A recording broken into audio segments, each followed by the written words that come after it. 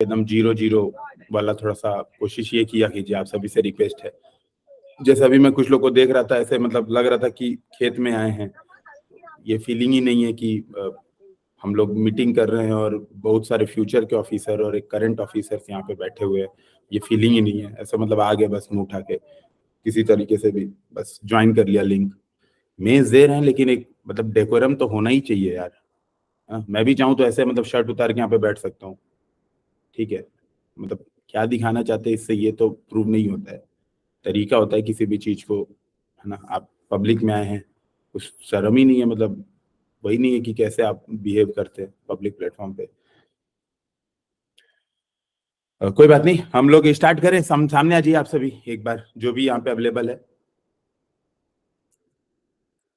मैं ऐसा तो नहीं मैं भूतों से बातचीत कर रहा हूँ, ठीक है, भूतों से नहीं, सारे जिंदा लोग। जय हिंद सभी को। Good evening sir. ठीक है, तो केजी क्लासेस म्यूट कर दीजिए आप। हाँ बिल्कुल, मैं देख रहा हूँ आप शायद कहीं ट्रैवलिंग कर रहे हैं, कोई बात नहीं, ठीक है। Yes sir. आवाज नहीं आ रही आपकी। केजी क्लासेस हाँ सर, सामने आ जाइए सभी ट्रैवल लोग, कर रहे म्यूट हटाने की जरूरत नहीं है। लास्ट क्लास में सभी लोग प्रेजेंट थे यहाँ पे, जितने भी थे ऐसे हाथ उठा दीजिए बस। हाँ सर हम थे लास्ट क्लास में। प्रगति वर्मा एकमात्र स्टूडेंट लास्ट क्लास वाला, बस कोई नहीं। केजी आप नहीं थे लास्ट क्लास में, बस मुंडी हिला देंगे चल जाएगा काम। नहीं सर।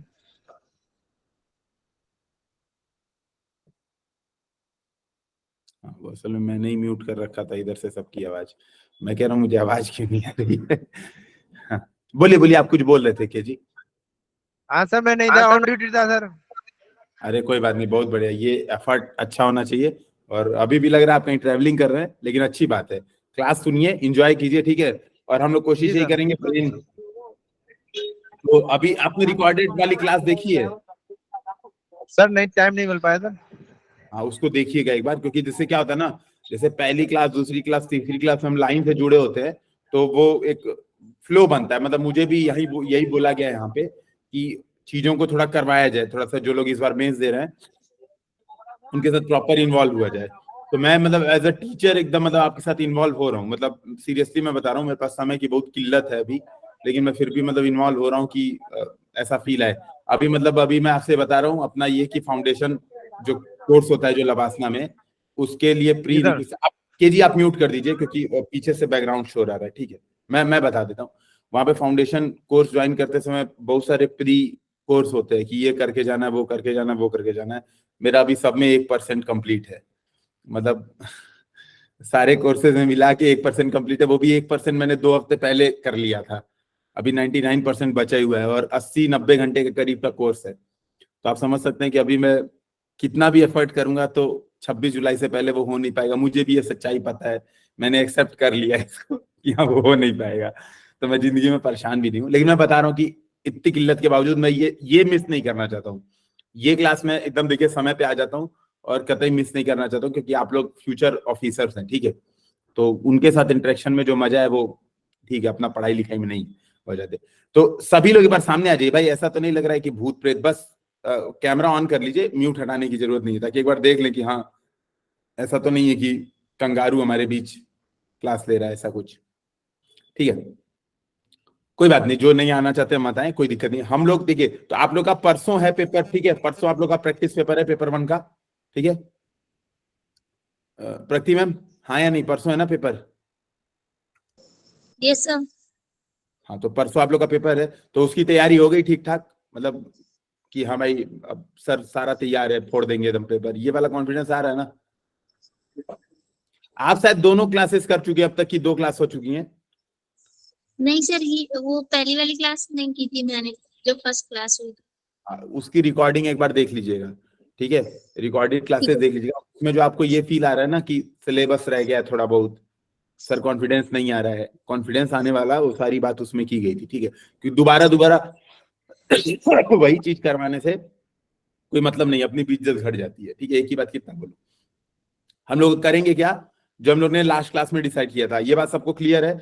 इसीलिए मैं कह रहा हूँ सब सामने आ जाओ। लास्ट क्लास सब सभी देखे हैं, लास्ट क्लास के हम क्या कर रहे थे लास्ट क्लास में। अमित, नई आइडिया है? निशा मैम, आइडिया नहीं है लास्ट क्लास में क्या करवाया गया था? म्यूट म्यूट हटा के बोलिए। सर मैं थी लास्ट क्लास में। अच्छा आप थी, ठीक है। तो लास्ट क्लास का आइडिया है ना पूरा? राहुल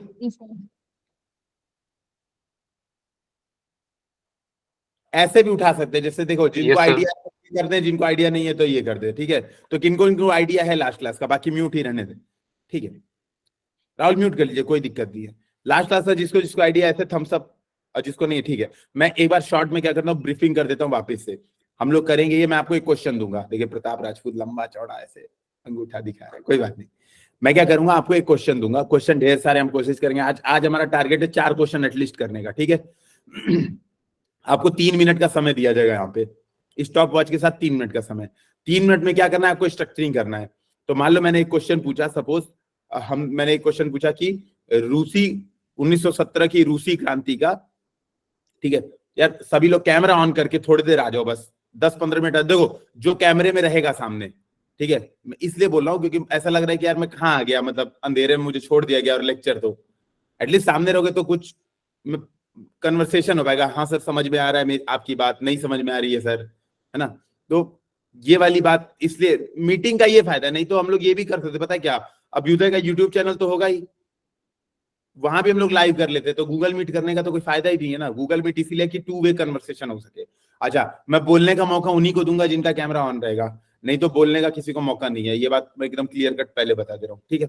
अब दूसरी बात ये आती है कि मैं क्वेश्चन दूंगा, तो मान लीजिए क्वेश्चन है 1917 की रूसी क्रांति के परिणामों का, ठीक है, आलोचनात्मक विश्लेषण करें। सपोज मान लीजिए ये क्वेश्चन है, तो आप लोग क्या करेंगे, लिखेंगे इंट्रोडक्शन, ठीक है। इंट्रोडक्शन, उसमें आप लोग सोचेंगे मैं क्या बताऊंगा इंट्रोडक्शन।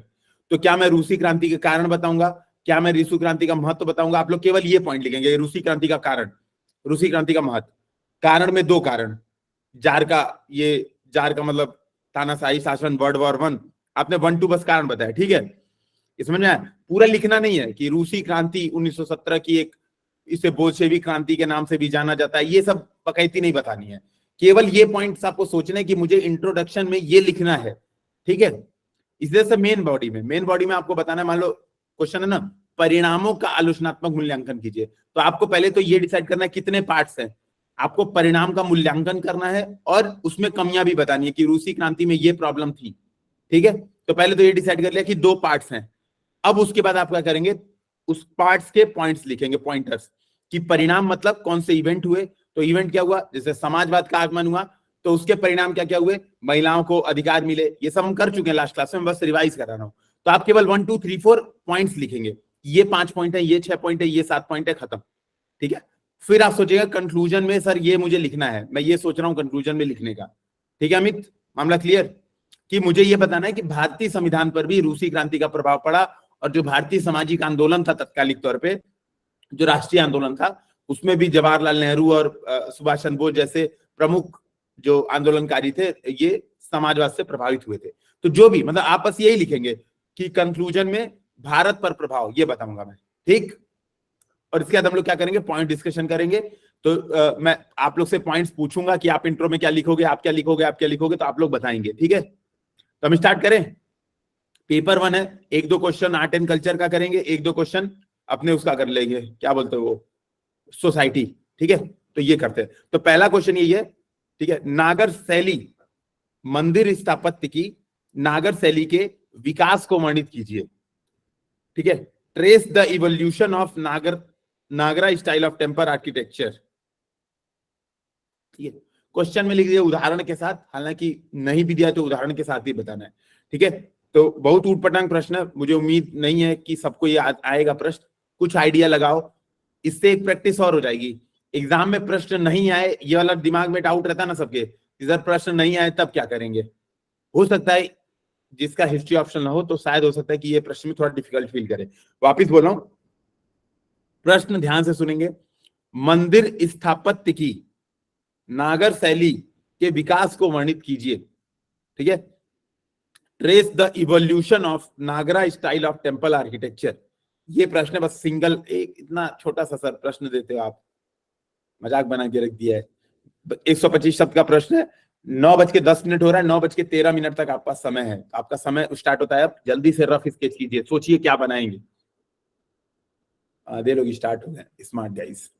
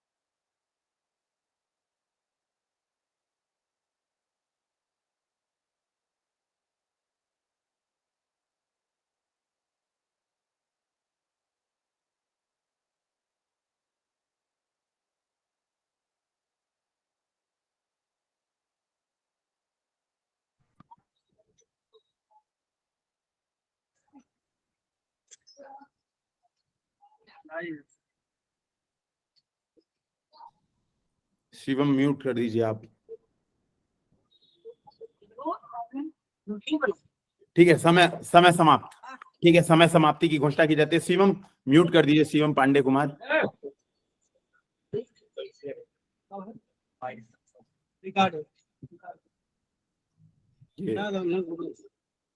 डायरेक्टर सर, इनको म्यूट कर दीजिए आप अपनी तरफ से। ये शायद सुन नहीं रहे हैं और ये डिस्टर्ब होगा, जिससे आवाज नहीं आएगी क्लियर। ठीक है, तो हम स्टार्ट करें। ऐसे ही लोग ज्वाइन कर लेते हैं, देखिए।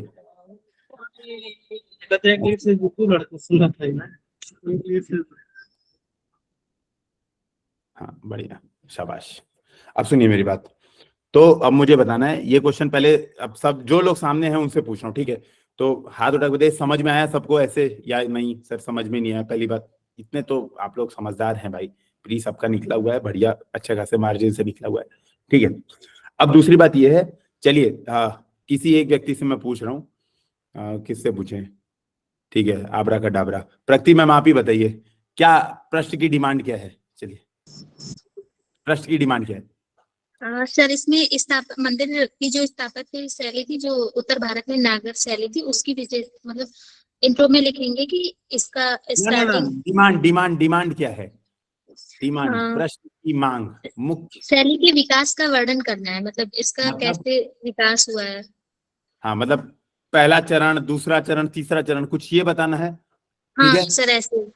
बहुत बढ़िया। दूसरी बात, ये प्रश्न के कितने पार्ट हैं? सर इसके मेन तो 3 पार्ट होंगे। पहला इंट्रो होगा, हाँ, फिर इसका जो मेन बॉडी होगा, इसमें इसके मेन बॉडी चरण में कितने दिखाएंगे। पार्ट हैं? हाँ सर, मेन बॉडी में कितने पार्ट हैं? मेन बॉडी में सर इसके पूरे पार्ट तो मुझे सही से याद नहीं है कि कितने 3 या 4 चरणों में इसका विकास हुआ था। मतलब पार्ट एक ही है ना मेन बॉडी में, केवल विकास दर्शाना है, मतलब ये मेजर। हाँ, वही ठीक है, विकास का सब चरण। बहुत बढ़िया, ठीक है। अब आप म्यूट कर सकते हो वापिस। अमित सर बगल में बहुत ध्यान से सुन रहे हैं। मुझे ये बताइए कि इंट्रोडक्शन में आपने क्या लिखा, चलिए बताइए। सर इंट्रोडक्शन में मतलब जो नागरा स्टाइल है वो मैं मतलब क्या क्या क्या बताया नॉर्थ वापस इंडिया, आप? जो नागरा स्टाइल है वो नॉर्थ इंडिया में डेवलप हुई और गुप्ता पीरियड में। ठीक है, बहुत बढ़िया। तो इन्होंने ये बताया कि गुप्त काल में इसका विकास का शुरुआत हो गया था। ठीक है, बहुत बढ़िया, इंट्रोडक्शन एकदम क्लियर है मामला। क्या बात है यार, आप लोग साथ डिस्कशन करते हैं, अलग मजा आता है मुझे। वेरी गुड, म्यूट कर दीजिए वापस। तो अभी चलिए, अब कौन आने वाला है जो मेन बॉडी के पार्ट्स बताएगा सारे? तो किसको विकास के सारे चरण आते हैं? जल्दी हाथ उठा के सर मैं बता देता हूँ, मामला खत्म करते हैं। बहुत ईजी क्वेश्चन था, टू द पॉइंट था, ठीक है? इसमें रटने वाला ही मामला ही था। तो कौन बता रहा है? केशव बताइए, म्यूट हटा के बताइए।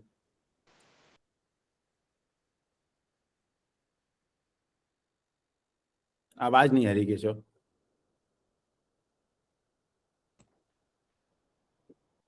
अब आ रही है सर आवाज? हाँ हाँ, आ रही है। सर जो नागरिक स्थापत्य थी वो इंट्रो में तो ये दिखा देंगे उत्तर भारत में विकसित हुई थी, और फिर इसके उसमें ठीक, ये दिखाएंगे जो मंदिर मंदिर बनने की इसमें कला थी। इसको 2-3 चरणों में दिखा सकते हैं। जैसे पहले जो मंदिर बनते थे वो सपाट होते, छत होती थी उनके पास, और ठीक, वो धीरे धीरे उसमें एवोल्यूशन होता गया, उसमें शिखर बनते गए ऊपर तक। फिर उसमें पंचायतन शैली का विकास होता है। और बहुत सारे कुछ एग्जाम्पल दे सकते हैं, कलिंग का मंदिर दे सकते हैं, हाँ भीतर गांव का मंदिर दे सकते हैं, कानपुर का भीतर गांव का मंदिर, कुछ एग्जाम्पल देके। और फिर धीरे धीरे जो पूर्व मध्य काल में या हिंदू शासकों ने जो मंदिर उत्तर भारत में बने वो विकसित अवस्था में पहुंचते जाते हैं। जैसे ठीक है। आगे भी बस दिखा बस सकते म्यूट हैं। कर दीजिए, मैं फीलिंग समझ गया। देखिए इनका मामला एकदम क्लियर है, लेकिन अब एक चीज समझना पड़ेगा। जैसे जब आप रैंडम पॉइंट्स लिखेंगे, चीजों को अगर स्ट्रक्चर्ड नहीं लिखेंगे, देखिए बहुत सही बात है, इन्होंने एकदम सारी चीजें सही बताई। सबको ये बात तो मानते हैं ना, जो इन्होंने बताई सारी चीज सही बताई है, कुछ गलत नहीं बताया, ठीक है, ये बात है। लेकिन जब आप बातों को तो रैंडम तरीके से रिप्रेजेंट करते हैं ना, तो वहां पे आपको नंबर नहीं मिलते, ठीक है? देखिए अब मेरी बात सुनिए, मैं कैसे लिख रहा हूँ इस बात को समझते हैं एक बार, ठीक है? तो मामला और क्लियर होगा आप लोग को। अब अच्छा, एक चीज और है, रुको रुको, अभी हम लोग थोड़ा भटकेंगे नहीं। मुझे एक बात बताओ, कोई और सर ये वाले पॉइंट्स और ये वाले एग्जांपल्स मुझे ऐड करना है, कोई बोलना चाहता है? सर ये वाले पॉइंट्स, ये वाले एग्जांपल मुझे ऐड करने हैं। कीर्ति मैम, सुरभि। सर जैसे वॉल्स जो थी उस पे स्ट्रक्चर्स स्कल्पचर बनने शुरू हो गए थे। किस ये पे भी बाद कब में कब हुआ बनने था शुरू हो गए थे? कब बनने शुरू हो गए थे? After Guptas period, post Gupta periods में जो टेम्पल्स मिले हैं उनमें मिले हैं। जैसे जो एटा में जो मंदिर मिला है उसमें ये चीज मिली है। ठीक है, ये बात है, मतलब उत्तरवर्ती गुप्ता में, ठीक है।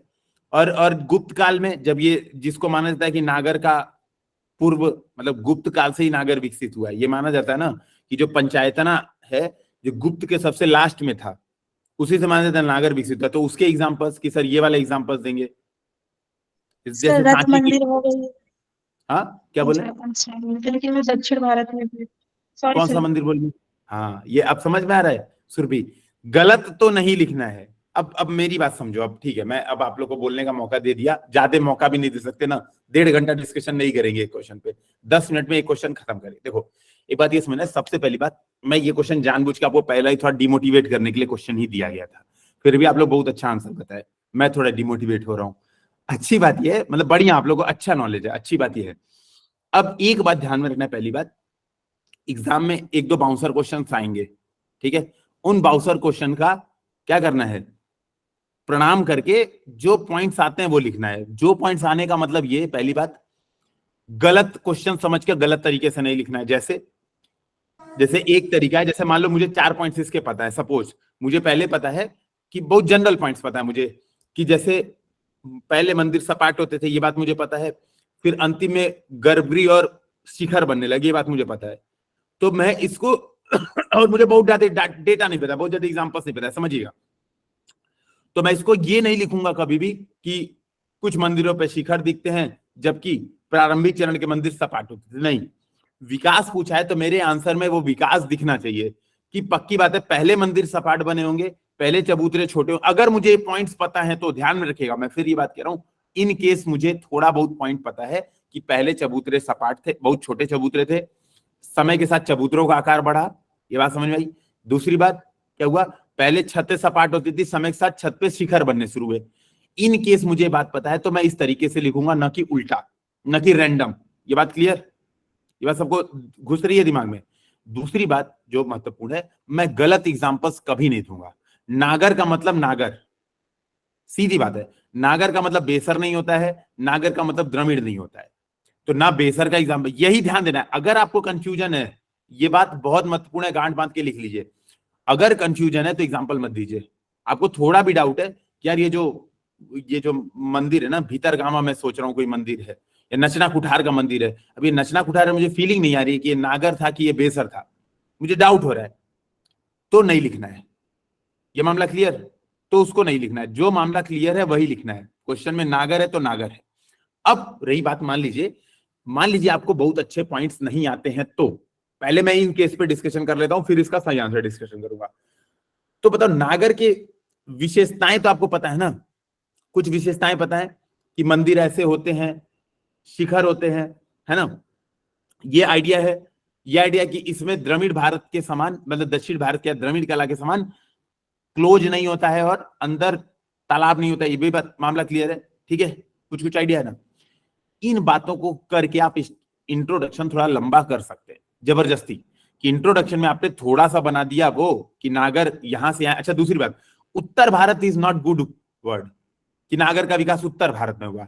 बेटर है कौन, उत्तर भारत की सीमा क्या है, तो हिमालय से लेके विंध्य तक, इस बात को बताइए। जो रीजनल डिस्ट्रीब्यूशन है ना, वो इस बात को बताइए ना कि उत्तर भारत में विकास हुआ। उत्तर भारत मतलब कितना उत्तर भारत, क्या उत्तर भारत का मतलब उत्तर प्रदेश है, उत्तर भारत का मतलब कर्नाटक से उत्तर है, तो इस बात को भी हमें बताना है, ठीक है। पहली बात तो ये समझिए। तो आप इंट्रोडक्शन थोड़ा लंबा चौड़ा, उसमें थोड़ी विशेषताएं, इसकी प्रमुख विशेषताओं में ये है जो कि, अब इसको ये नहीं एग्जामिनर को बताना है कि हमको नहीं आ रहा है विकास नहीं, जो कि कई चरणों में, ये भी नहीं पता हमें कितने चरण थे, कई चरणों में विकास क्रम से होते हुए ये चीजें विकसित हुई, इनमें ये विशेषताएं दिखती हैं। बात समझ में आ रही है। कभी भी एग्जामिनर को ये जाहिर नहीं होने देना है कि हमें ये क्वेश्चन नहीं आता है भाई, ये चीजें हमें सही से नहीं पता है। तो ये मामला क्लियर हुआ, ठीक है। अब आते हैं थोड़े स्पेसिफिक पे।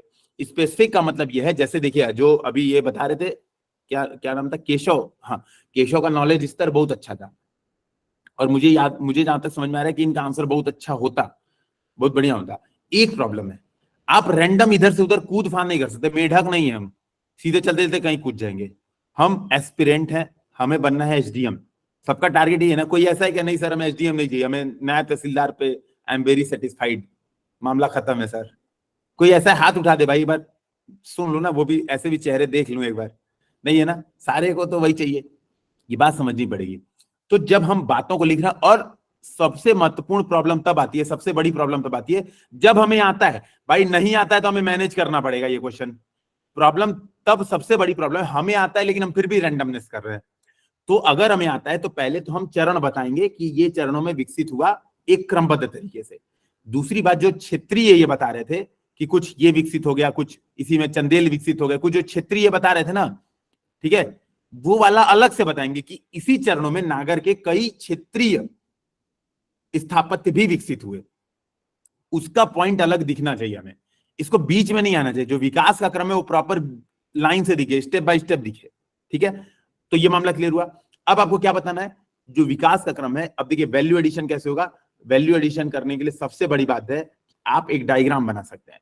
अपना पन्ना भरना है भाई, अगर आपको बहुत डिटेल में नहीं आ रहा है तो अपना पन्ना भरना है कि इन पहले में क्या दिया आपने, पहले चरण में दिखा दिया, आपको पता है सपाट छत और सपाट चबूतरे, इसको दिखा दिया भाई, नीचे चबूतरा बहुत पतला और सीधा दो ठो पिलर दिखा दिया और सपाट छत दिखा दिया, ठीक है। फिर वहां से दिखाइए विकास, यही तो करेंगे। और फिर क्या दिखा देंगे, ये सीधा देखो भाई, ये बात समझ में आ रही है, मतलब मैं यहां पे दिखाता हूं आपको।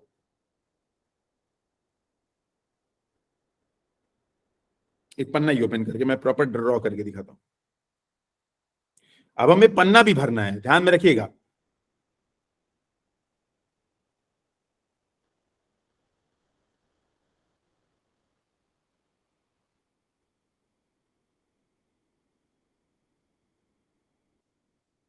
मैं दिखा रहा हूं आपको प्रॉपर बना के।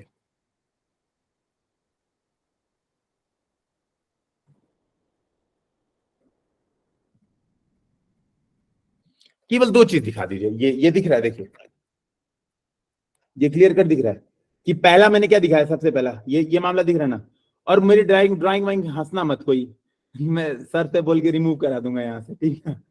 इसमें कोई हंसना मत। ये दिख रहा है कि भैया एकदम जो रद्द से रद्द ड्राइंग आता है 1 मिनट में।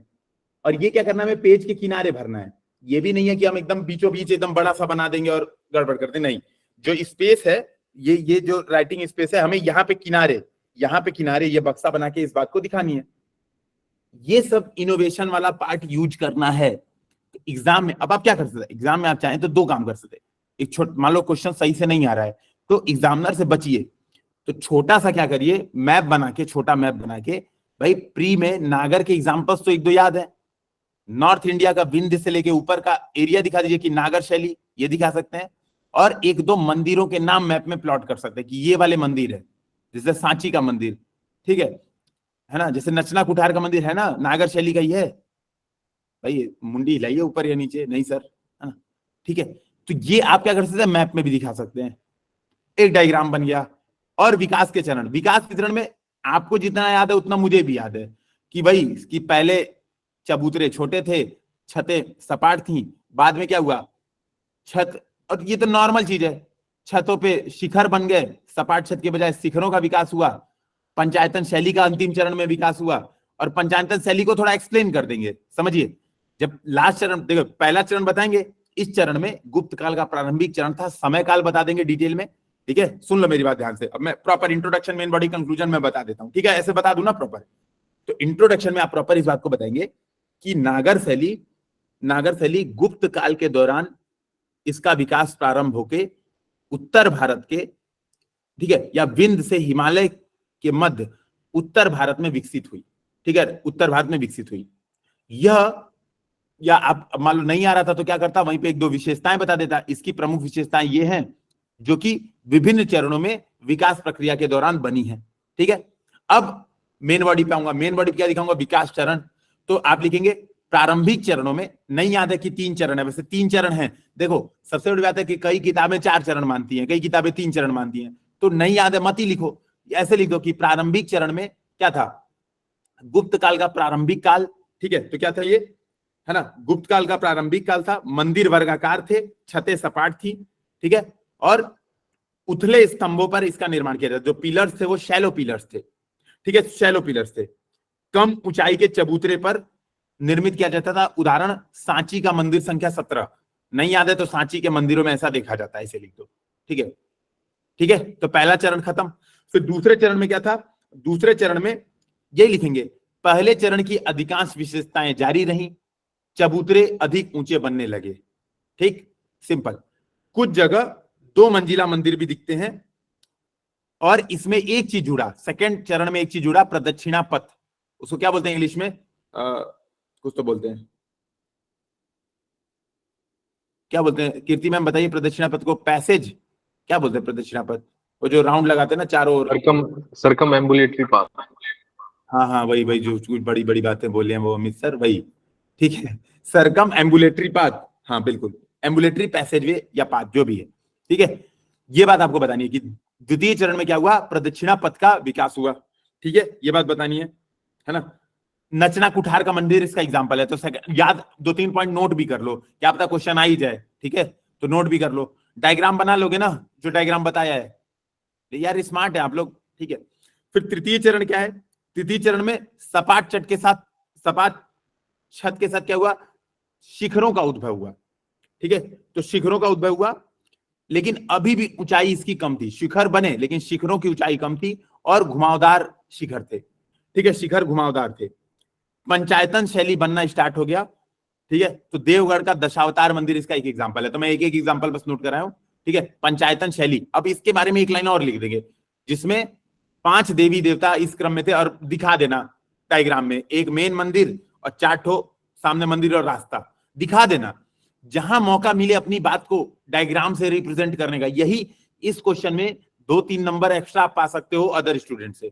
मतलब जैसे केशव का नॉलेज स्तर पे एक व्यक्ति 3 नंबर पाएगा, एक व्यक्ति उसी नॉलेज पर 7 नंबर पा सकता है 10 में, समझ रहे हो, 4 नंबर का गैप आ सकता है, सीरियसली 4 नंबर का गैप आ सकता है। केवल आप जहां मौका मिले डायग्राम आपने भिड़ा दिया, और सही डायग्राम दिखा दिया, पंचायतन शैली, ले भाई एग्जामिनर। ठीक है, फिर आप क्या बताएंगे, है ना, इसी परवर्ती गुप्त काल के जो मंदिर थे, मतलब इसके बाद यानी पोस्ट गुप्तन जो मंदिर थे, वो क्या थे, वो नागर शैली के उपयुक्त एग्जाम्पल थे, और नागर शैली पूरी तरह से विकसित हो चुकी थी। ठीक है, कई उप शैलियां भी दिखती हैं, तो उड़ीसा शैली आपको दिखती है, कलिंग शैली हम बोलते हैं, कोणार्क का सूर्य मंदिर एग्जाम्पल है, खजुराहो शैली दिखती है, और सोलंकी शैली दिखती है। तो आप बता सकते हैं, अब इस बात को आप कंक्लूजन में लिख दीजिएगा, मेन बॉडी में लिखिएगा ही मत। ठीक है, तो लिखिएगा, उपयुक्त विकास चरण से नागर शैली अपने पूर्ण रूप में आती है, तथा इसकी कई उप शैलियां, यथा सोलंकी शैली एक एग्जाम्पल, ठीक है, क्या कहते हैं खजुराहो शैली, और अपना ये कौन सा था, उड़ीसा शैली, ये दिखते हैं। ठीक है, ये दिखते हैं जो कि क्षेत्रीय या स्थानीय वातावरण से प्रभावित है। बात खत्म, 125 शब्द हो गया ना, खत्म, पेज भी 2 भर दोगे आराम से, मामला क्लियर हुआ। अब ये बताओ, अब मुझे एक चीज और बताओ, बस यही मुझे पूछना है, जब हम क्वेश्चंस लिख रहे थे, किसके किसके दिमाग में था कि मुझे डायग्राम बनाना है इस क्वेश्चन में, हाथ उठाए थोड़ा, मुझे डायग्राम बनाना है। सुनील और प्रगति और केशव, निशा, ठीक है, वेरी गुड, हाँ सुरभि आपके भी, हाँ, क्वेश्चन पढ़ते ही दिमाग में आ जाना चाहिए। और ये बात अब क्लियर करना है, मंदिर वाला क्वेश्चन आते ही मंदिर वहीं बनाएंगे वाला नारा नहीं आता ना चाहिए। ठीक है, मंदिर वाला क्वेश्चन आते ही ये वाला डायग्राम बनेगा। ठीक है, कॉपी में ये डायग्राम बनेगा, तुरंत अगर हिट हो जाता है तो बढ़िया है, नहीं हिट होता है तो मैंने यही कहा कि एक बार क्वेश्चन पढ़ के, अच्छा एक चीज और, चलो पहले बता दो, क्वेश्चन पढ़ के फिर सोच लेना है बाद में कि कोई डायग्राम बन सकता है क्या, अगर बन सकता है तो ये वाला डायग्राम होगा। ठीक है, एक बात और, ये वाली जो क्लासेस है ना, रिकॉर्डेड क्लासेस, ये मैंने अपने यूट्यूब चैनल पे अपलोड कर दी है। ठीक है, यूपीएससी हिंदी नाम से चैनल है, वहां पे अपलोड कर दी है, तो जिसे देखना है, मान लो जिसकी छूट गई है क्लासेस पहली वाली, तो वो वहां पे देख सकता है। इस वजह से मैं सजेस्ट करूंगा, देख लो, पहले दिन बहुत सारे उन इश्यूज पे डिस्कशन किया गया था जो शायद आप नहीं ध्यान देंगे, बहुत छोटी छोटी मगर मोटी बातें पहले दिन बताई गई थी। ठीक है, जो कि काम आता है, तो मैं यही सजेस्ट करूंगा कि आप वहां पे देख सकते हैं। ठीक है, प्रॉपर यही रिकॉर्डेड क्लास है, डायरेक्ट अपलोड कर दिए, तो ये क्वेश्चन हमारा खत्म होता है। ठीक है, अब हम सेकेंड क्वेश्चन करते हैं। ठीक है,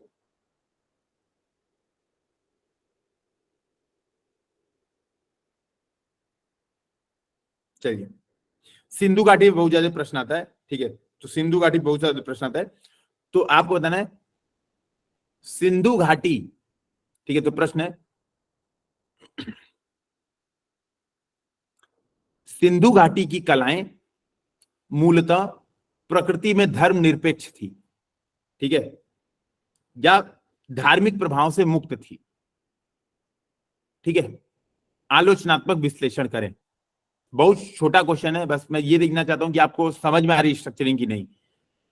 सिंधु घाटी की कलाएं, ठीक है, मतलब the art of Sindhu valley, Indus valley civilization were free from religious influences, यही होगा इंग्लिश, मतलब धार्मिक प्रभाव से मुक्त थी।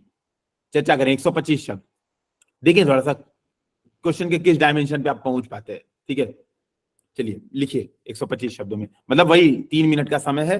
9:33 हो रहा है, हमने 20 मिनट में एक क्वेश्चन कर लिया प्रॉपर डिस्कशन पॉइंट के साथ। चलिए 3 मिनट का समय, 9:36 स्टार्ट हो जाइए सभी लोग।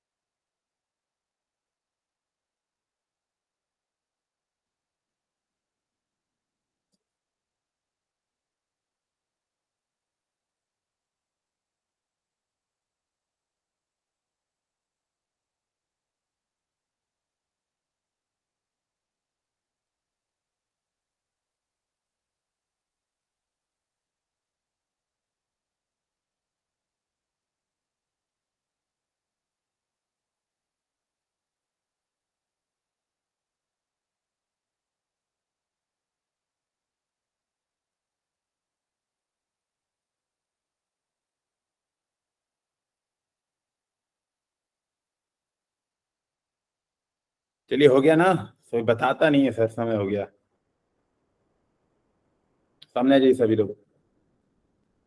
तो क्वेश्चन सभी को समझ में आया? मुंडी हिला सकते ऐसे सर, या ये थोड़ा सा मैंने जानबूझ के, देखो यूपीपीसीएस ऐसे तिरछे क्वेश्चन अभी नहीं पूछेगा आप लोग से। स्टार्टिंग है तो अभी हम लोग का ये समझ लो वो वाला सेशन चल रहा है, ओरिएंटेशन, तीसरी क्लास है ये। ठीक है, अभी समय है भरपूर। जानबूझ के आपको परेशानी इस वजह से कर रहा हूँ, एग्जाम में क्वेश्चन कम से कम समझने में आप एक भी गलती ना करें, सचेत होकर क्वेश्चन ध्यान से पढ़ेंगे। और हो सकता है पूछ भी दे, तो यूपीपीसीएस पता है क्वेश्चन पूछेगा, सिंधु घाटी की धर्मनिरपेक्ष कलाओं का वर्णन करें, ऐसा डायरेक्ट। मैंने थोड़ा सा आपको वही बात, इसी बात को कान ऐसे पकड़ना था सीधे, मैंने ऐसे घुमा के पकड़ लिया, बात खत्म, कुछ अंतर थोड़ी ना किया, सेम आंसर वही है जो उसका answer, nothing difference no difference. ठीक है, अब बात एक समझना है कि भाई क्या लिखेंगे आप, कौन कौन से एग्जाम्पल्स देंगे।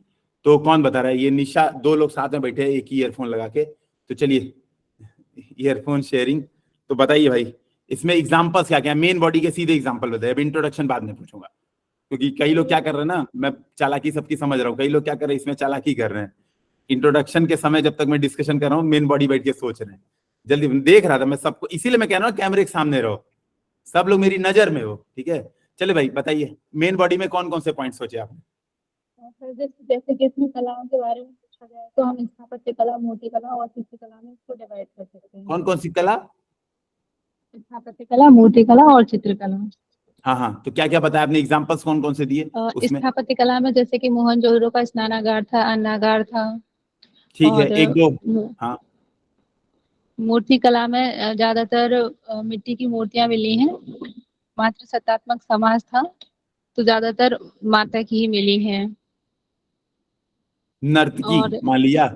अच्छा मान लीजिए मातृ देवी की भी मूर्ति मिली है, तो ये तो दिख रहा धार्मिक प्रभाव है भाई, मातृ देवी की मूर्ति।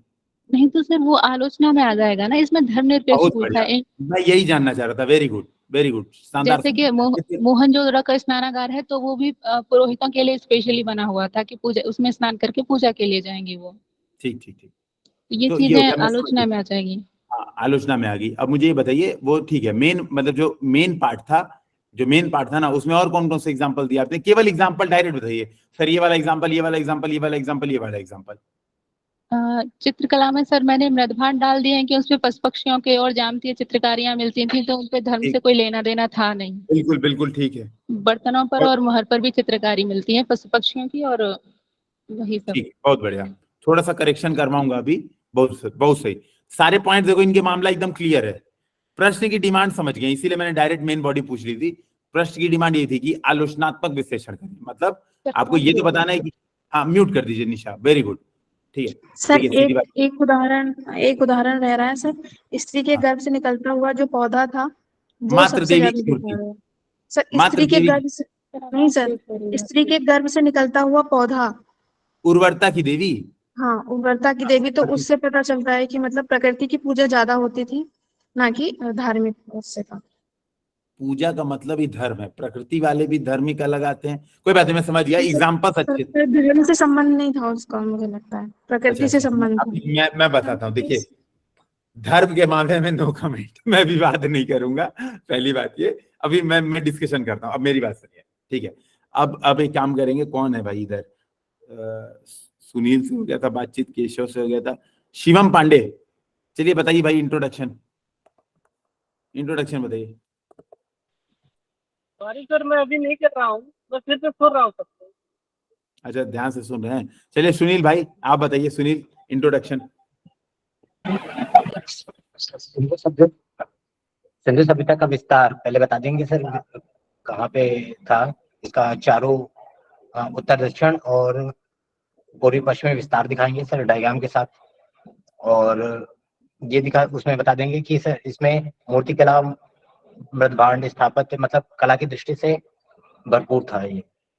ठीक है, ठीक है, ये भी एक बहुत बढ़िया इंट्रोडक्शन है, खराब नहीं है। बेटर रहता है यहाँ पे क्षेत्रीय विस्तार के बजाय समयकालिक विस्तार बताते, हम टाइम बेस पे विस्तार बताते, समय कम लगता। पहली बात, आप चारों सीमाएं बता रहे हैं बैठ के, वो समय खा रहा है। किसकी उत्तरी, उसमें पता चला भुला गए कि उत्तरी तो याद आई, दक्षिणी वाली भुला गए, दाइमाबाद था कि क्या था, दिमाग से ही निकल गया, या आलमगीर था कि वो कंफ्यूज हो गया, पीसीएस वाले आलमगीर माने थे कि कुछ और माने थे, कंफ्यूज। बेटर है सीमाएं बजाय समय काल बता दीजिए। ईसा के पूर्व 2500 के आसपास ये विकसित हुआ था, भारत के उत्तर पश्चिमी भाग ये वाला क्षेत्र था, शॉर्ट में बता सकते हैं कि ये वाला, और सिंधु एवं उसकी सहायक नदियों के आसपास विकसित हुआ था। बेटर होता कि इस प्रकार का एग्जाम्पल देते तो ज्यादा अच्छा रहता इंट्रोडक्शन, ठीक है। जो कि क्या था, एक पूरी सभ्यता, जो कि सभ्यता की दृष्टि से अत्यंत विकसित नगरीय सभ्यता थी, जिसमें कला एवं सौंदर्य के विषयों पर भी ध्यान भरपूर दिया गया था। यह बात समझ में आई? किसी को इस इंट्रोडक्शन से समस्या? कोई कुछ ऐड करना चाहता है बता दीजिए भाई कि सर हम ये ऐड करना चाहते हैं इंट्रोडक्शन में, तो बता दे, कोई समस्या नहीं है, सुन लेंगे और बाकी लोग भी ऐड कर लेंगे। मैंने इसमें ये किया था कि जो उस टाइम पे जो आर्ट और कल्चर था वो कंटेम्प्रेरी वर्ड से मिलता जुलता था, तो कहीं ना कहीं वो फाउंडेशन था आज की, इस तरह से बिल्कुल, मैंने ये इसको भी लिखा ठीक है। है। देखिए आप उस दिन भी यही काम कर रही थी, ये चीज आज का जो आज की बात बतानी है ना, वो कंक्लूजन में बतानी है। उस दिन ये बात आपको मैंने सिखाई थी, याद है? अभी 3 दिन पहले मैंने कहा था, जब आज मैंने क्या कहा था, मैंने कहा था एक चीज होती है बैकग्राउंड, है ना। आप अगर कभी भी, इवन मैं ये नहीं कर रहा, आप कभी टॉपर स्टॉक सुनिए, आप देखिए पेपर 1 का इंट्रोडक्शन लिखने का तरीका, पेपर 1 के हिस्ट्री के क्वेश्चन में एक हमारे पास बेटर ऑप्शन होता है कि हम background as a introduction use कर दें, समझिएगा। एक सेकेंड सर, वो बैकग्राउंड मैंने लिख दिया था ऊपर में, आपने कहा ना ऐड करना है, तो मैंने ये ऐड किया था अच्छा इसमें, अच्छा, वो सब ये तो मैंने लिखा है, बोलिए सर, टाइम ये पीरियड वगैरह सब। ठीक, लेकिन मेरे टाइम पीरियड अर्बन सिविलाइजेशन था फर्स्ट, और ये बहुत ज्यादा इसका टाइम मैं पीरियड समझ लिख गया। दिया था। हाँ ये सब पहले लिख दिया था इंट्रोडक्शन में, ये ऐड किया हाँ, था मैं एक्स्ट्रा। मुझे मुझे पता है आपने लिख दिया था, बिल्कुल मैंने ऐड करने के लिए कहा था। मैंने ये नहीं कहा था कि कसम पैदा करने वाले की, कि ऐड नहीं हुआ तो अभी धरती घूर्णन रुक जाएगा, ये बात मैंने नहीं बोली थी। मैंने कहा था ऐड कर, कोई चाहता है कि इसमें सर ये वाला पॉइंट ऐड कर दे, बेटर होता वो चीज आप कंक्लूजन में यूज करती। सबको ये बात समझ में आ रही है कि देखिए भाई, वो कला क्या है, वो कला एवं विरासत निरंतरता के रूप में बनी हुई है ना, यानी कंटिन्यूअस बनी हुई है। और जो वर्तमान भारतीय समाज है, वर्तमान भारतीय समाज के संस्कृति में भी यह दिखता है। ठीक है, हमारा जो करंट कल्चर है उसमें भी वो दिखता है, प्रदर्शित होता है, दिखता है ना, निरूपित होता है। इस बात को आप कंक्लूजन में यूज करें ना, तो ज्यादा बढ़िया कंक्लूजन बन जाएगा, क्योंकि वही होता है 1 2 3 वाली गिनती, न कि 2 3 1 वाली गिनती। ठीक है, इंट्रोडक्शन में जो क्वेश्चन पूछा है उसका बैकग्राउंड, कंक्लूजन में उसका भविष्य। ठीक है, और मेन बॉडी में जो पूछा है वो। मामला क्लियर है सभी का, है ना? तो इंट्रोडक्शन ही हो गया। अब मेन बॉडी में देखिए, तो जो निशा मैम आपने बताया, चित्रकला वाली हेडिंग से बचिए, क्योंकि वो वाकई में वो चित्रकला नहीं थी। जैसे वो जो थी ना, जब मुहरे चित्रकला का एग्जाम्पल नहीं है, वो एक प्रकार की कला है। हाँ, आप कह रहे थे ना मुहरों पे चित्र, आपने चित्रकला के अंदर वाली हेडिंग में ये बातें बताई थी। मृद भांड के अंदर एग्जाम्पल आप देते थे कि मृद भांडों में ये वाले चित्र दिया था, याद है? उसको अलग से हेडिंग मत दीजिए, बिना मतलब कि क्यों फंसना है। मन के आभूषण, है ना, जो याद है ना कालीबंगा में वो सोने चांदी ये मन के बनाए जाते थे, अलग अलग तरह के। वो याद होगा, 1 2 सेल खड़ी पत्थर से। ये कीवर्ड्स हैं, कुछ कुछ ध्यान में रखना सभी लोग। ये कीवर्ड्स प्री वाले जो आपने पढ़े हैं, इनको यूज करना है। तो जो मृद भांड है, मृद भांड को इंग्लिश में क्या बोलते हैं? वेयर, क्या वो कौन सा वेयर बोलते हैं? पॉटरी। हाँ, अच्छा पॉटरी बोलते हैं। एक तो कोनो, अच्छा ठीक है, मैं कुछ कंफ्यूज हूँ। अच्छा, नॉर्थ ब्लैक पॉलिश्ड वेयर मैं समझता था, वो तो खैर महाजनपद काल में था। मैं बेसिकली इसे पॉटरी कहते हैं, बिल्कुल वो सबसे इजी कीवर्ड है। मैं सोच रहा था इंग्लिश मीडियम को भी ऐसा डिफिकल्ट ना फील हो। बेटर होगा इसको चित्रकला, जैसे आपने बाकी स्थापत्य वाला एग्जांपल एकदम सही दिया, स्थापत्य कला के अंदर ही था वो बात, ठीक है ना, वो एकदम अंदर ही था। लेकिन जैसे मुहरे हुई, तो आपने एक चित्र के अंदर मुहरों पे चित्र, चित्र के अंदर मृदभांड पे चित्र, चित्र के अंदर जो बाट माप या मन के मान लीजिए आपको लगे, है ना, इसके एग्जाम्पल देने से बढ़िया होता कि आप अलग अलग ही इसको लिख देते हैं कि मुहरों पर ये वाले चित्र, गाय बैल भैंस, इसके चित्र पाए गए, है ना, जो कि धार्मिक दृष्टि से नहीं माना जाता, जो माना जाता कि धर्मनिरपेक्ष है, जो कि उनकी प्रकृति प्रेम को दिखाता है। ठीक है, अच्छा अब एक बात सुरभि पिंकी, अब यहीं पे आप सुनिए।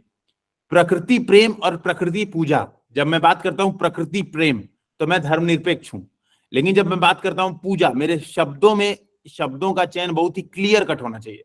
जब मैं बात कर रहा हूं पूजा, वर्शिप की बात कर रहा हूं, मतलब धर्म। ठीक है, जब मैं बात कर रहा हूं प्यार, प्रकृति से मेरा प्यार है, तब मैं बात कर रहा हूं धर्मनिरपेक्षता की, तब मैं बात कर रहा हूं सेकुलरिज्म की। लेकिन जब मुझे लग रहा है कि प्रकृति की पूजा होनी चाहिए, तो इसका मतलब है कि मैं धार्मिक हूं। ठीक है, तो जब आप कीवर्ड ऐसा लिखेंगी आंसर में, जो अभी मैंने बताया ना कि ये क्या दिखाता है, गाय भैंस बैल बकरी, इनका चित्र प्रकृति के प्रति उनके प्रेम या सद्भाव को दिखाता है। ठीक है, धर्म से संबंध नहीं है। इस तरह से मुहरे, बाट माप, बाट एवं मन के, ये भी सब यूज करते थे, है ना, बाट माप की एक चीजें, वो भी धर्मनिरपेक्ष कला थी। ठीक है, तो आपने ये सारे जो निशा मैम ने एग्जांपल दिए, वो सारे एग्जांपल एकदम सही थे। आभूषणों का प्रयोग किया होता था, ठीक है, कान का आभूषण, थोड़ा एग्जांपल देना है ना, जैसे मूर्ति कला में। अच्छा, जो मृद भांड था, मृद भांड का प्रयोग किस लिए किया जाता था, ये बात बतानी है कि मृद भांड का प्रयोग सामान्यतः घरेलू उद्देश्यों, मतलब खाने पीने इसके लिए, और सजावटी काम के लिए। सजावटी काम, जैसे कई महंगे वाले मृद भांड होते थे ना, जो चमकदार मृद भांड होते थे, छोटे मृद भांड होते थे, तो उनका सजावटी काम के लिए प्रयोग किया जाता था, जो कि धार्मिक नहीं थे। तो बार बार एग्जामिनर को याद दिलाना है कि देखो आपने धर्म से जुड़ा हुआ पूछा था, मैं दिखा रहा हूं कि नहीं, धर्म से नहीं जुड़ा हुआ है। ठीक है, आपने धर्मनिरपेक्ष कहा था, मैं धर्मनिरपेक्ष लिख रहा हूं बार बार। बात समझ में आ रही है? तो मृद भांड का आपने बता दिया। इसी तरह से जो मूर्ति कला, तो मूर्ति कला में वो वाली मूर्तियां बतानी है जो धर्म वाले नहीं थे। यहां पे अभी जब हम एक पार्ट लिख रहे हैं, पार्ट 1 लिख रहे हैं, कि वे उदाहरण जो धार्मिक या धर्मनिरपेक्ष थे। पहला पार्ट तो ये लिख रहा हूं मैं, सभी को ये मामला क्लियर है। तो इसमें मैं केवल वही वाले एग्जांपल, मुझे पता है, मुझे एक बार अंदर को फील आ रही है कि यार मातृ देवी की भी तो मूर्ति थी, यूनिकार्न की भी मूर्ति थी, आदि शिव की भी मूर्ति थी, मुझे दिमाग में सब चल रहा है ना। वो एक तो साधु बाबा थे, ठीक है, वो मोछू बाबा, लंबी चौड़ी दाढ़ी बड़ी थी, पशुपति, हाँ कुछ पशुपति, हाँ पशुपति तो आदि शिव, उनको तो मैंने आदि शिव नाम ले लिया था, उनका नाम बहुत रिस्पेक्ट से लिया भाई, रिस्क नहीं ले सकते जिंदगी में, ठीक है। मेरी बात समझिएगा, मैं ये कहना चाह रहा हूँ, सीधी बात है कि जो बाकी चीजें हैं हम अपने दिमाग से निकालते जाएंगे, उसको हम रखेंगे आखिरी पार्ट के लिए, जहां पे कहा गया कि आलोचनात्मक विश्लेषण करो। सेकंड पार्ट जब हम हेडिंग डालेंगे, ध्यातव्य है कुछ कलाएं धार्मिक भी प्रतीत होती हैं या धार्मिक भी हैं, ठीक है। तो उस हेडिंग के अंदर हम बाकी पॉइंट्स लिखेंगे, लेकिन यहां पे हम वही वाले एग्जांपल देंगे जो धर्मनिरपेक्ष हो।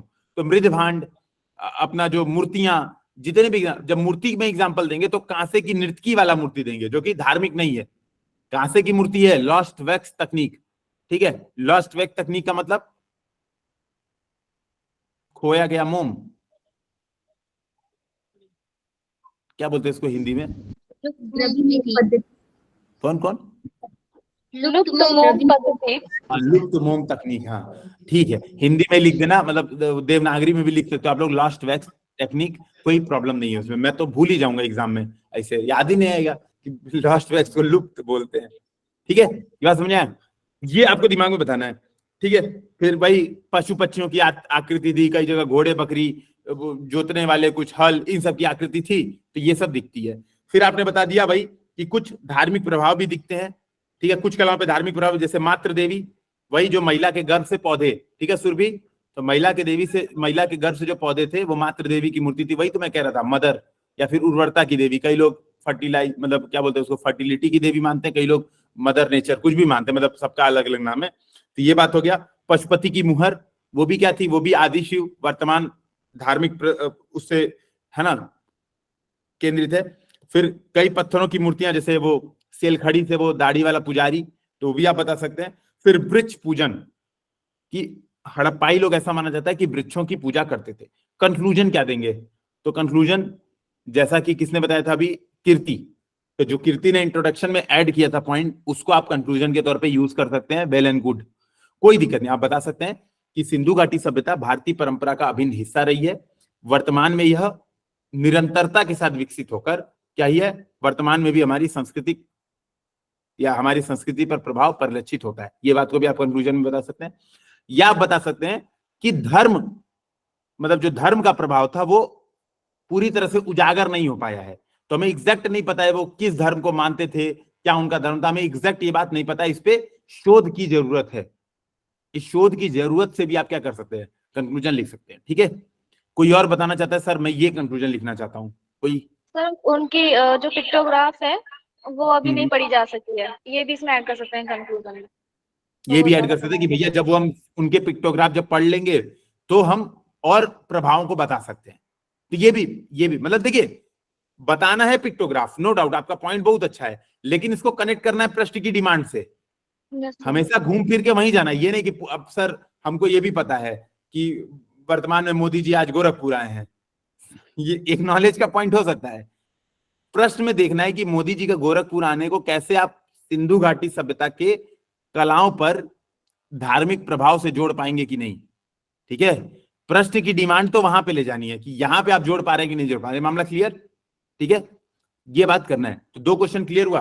अब तीसरा क्वेश्चन हम लोग, ये अच्छा बताओ, ये स्पीड सही है कि थोड़ा स्लो कर दूं, और आप लोगों को मौका दिया जाए बोलने का एक बार। चलो पहले मैं पूछ रहा हूं, कोई म्यूट नहीं हटाएगा, और मौका दिया जाए बोलने का तो ऐसे थम्स अप करना, नहीं सर सही है तो ये करना, ठीक है। और मौका देना चाहिए, थम्स अप करो, या फिर नहीं सर सही चल रहा है, उल्टे वाले से सही चल रहा है।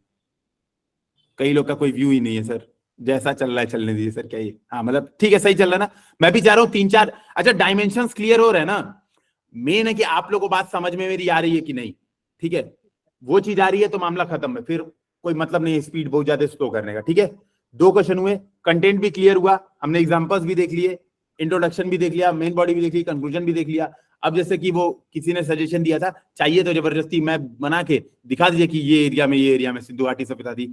एक चीज ध्यान में रखना है, जब मैप बनाना है पूरे भारत का मैप मत बनाना, कतई वो नीचे वाला जो प्रायद्वीपीय हिस्सा है वो कतई दिखना नहीं चाहिए मैप में। अगर ये वाला मैप बने तो गंदा लगता है।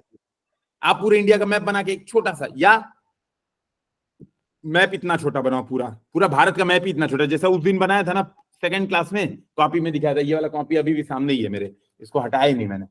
ये वाला देखो, ये इतना बड़ा मैप दिखाया था ना, याद है? वही पन्ना, और यूज ही नहीं करता मैं कॉपी का। ये वाला याद है? या तो इतना ही छोटा, देख लो भाई सभी लोग, इतना ही छोटा मैप बनाना, यही वाला सिंधु घाटी इतना ही बड़ा दिखना चाहिए, या तो ये कर देना इज्जत के साथ, है ना, नहीं तो केवल उत्तर भारत का मैप बनना चाहिए भाई, सीधी सीधी बात है और कुछ नहीं। इससे ज्यादा एग्जामिनर को चाहिए ही नहीं कुछ, ठीक है। सिंधु घाटी का प्रभाव क्षेत्र दिखा के खत्म, खुश।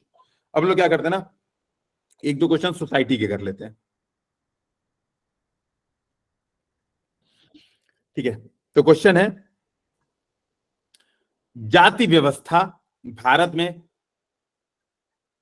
निर्धनता और असमानता के प्रमुख चालकों में से एक बनी हुई है, चर्चा कीजिए। ठीक है, वापिस पढ़ दे रहा हूं, दो बातें इसमें।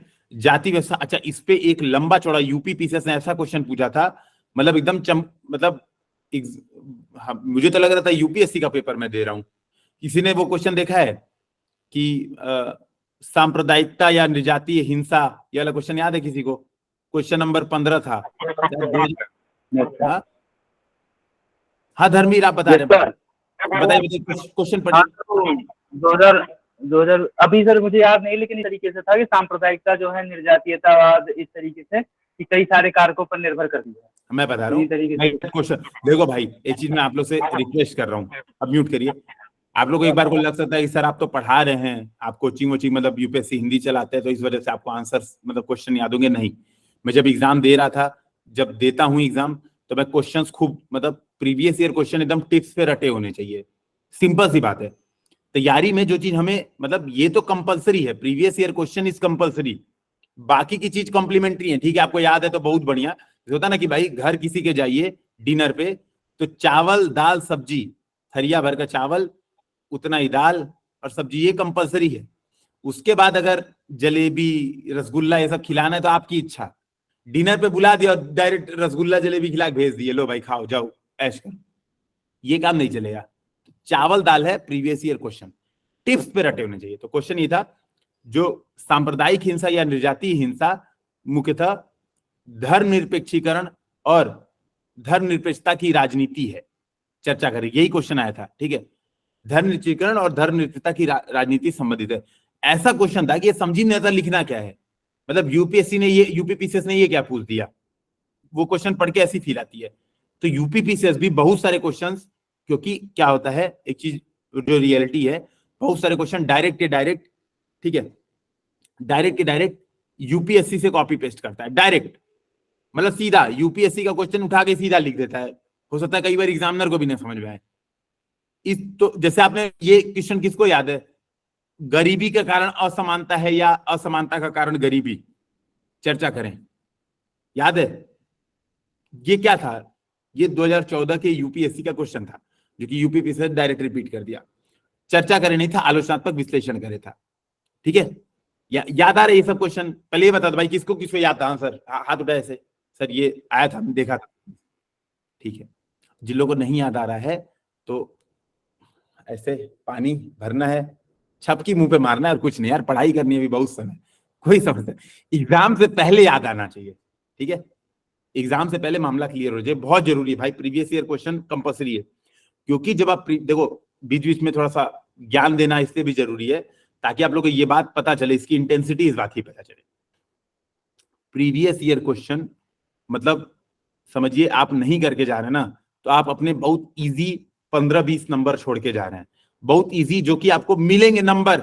मैं क्वेश्चन की बात नहीं कर रहा हूं, मैं नंबर की बात कर रहा हूं जो आपको मिलेंगे। मतलब क्वेश्चन में देखा जाए तो आप 10-12 वैसे क्वेश्चन छोड़ के जा रहे हैं जो कि आप बोनस मतलब है।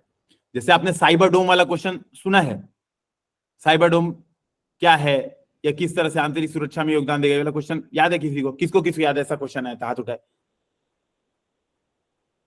अब जान के नहीं सर याद नहीं आ रहा है, लेकिन अब शर्म आ रही है कि कैसे ये क्वेश्चन यूपीएससी का ये भी रिपीटेड है बहुत से। तो 2018 में उत्तर प्रदेश बिल्कुल। सेशन में शायद आया है। बिल्कुल ठीक है, ठीक है, याद सही। नहीं। ये बात समझनी पड़ेगी कि यूपीएससी और यूपी पीसीएस के क्वेश्चन बहुत रिपीट होते हैं।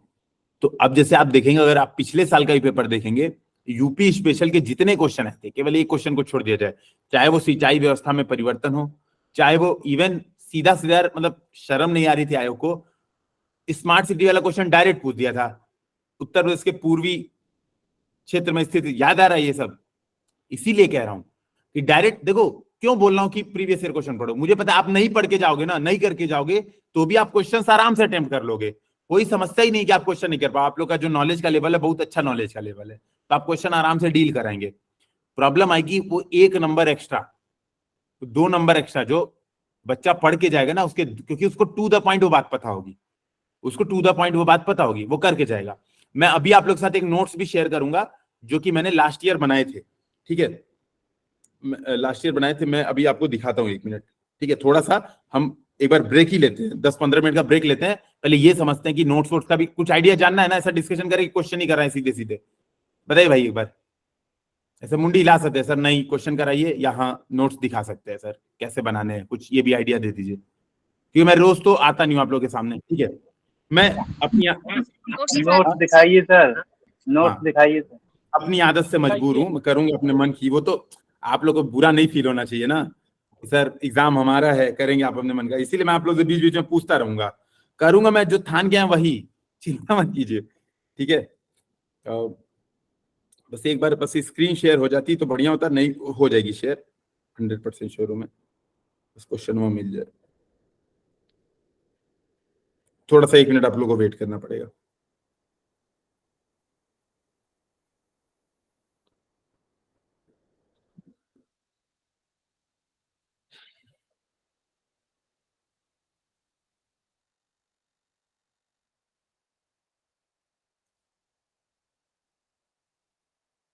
पहले नोट्स एक बार ओपन कर लूं तब स्क्रीन शेयर करूंगा, ठीक है।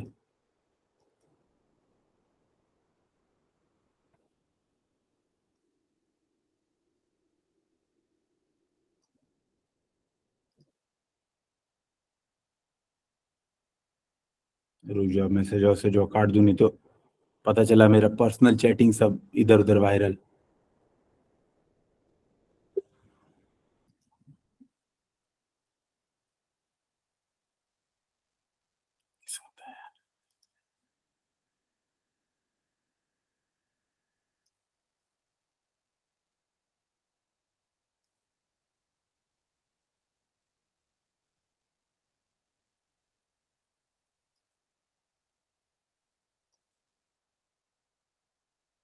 स्क्रीन शेयर हो गई?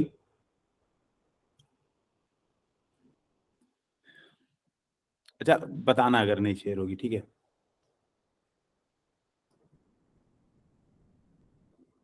नोट्स कहाँ गया, रुको 1 मिनट,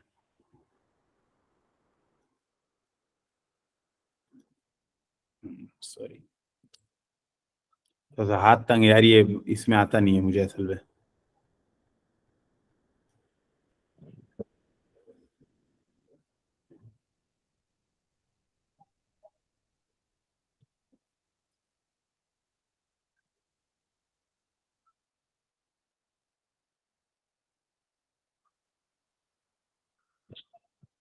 ये नोट्स दिख रहा है क्या? मेंस 365 ऐसे लिखा है मैंने, हाँ या नहीं, एक बच्चा बोले।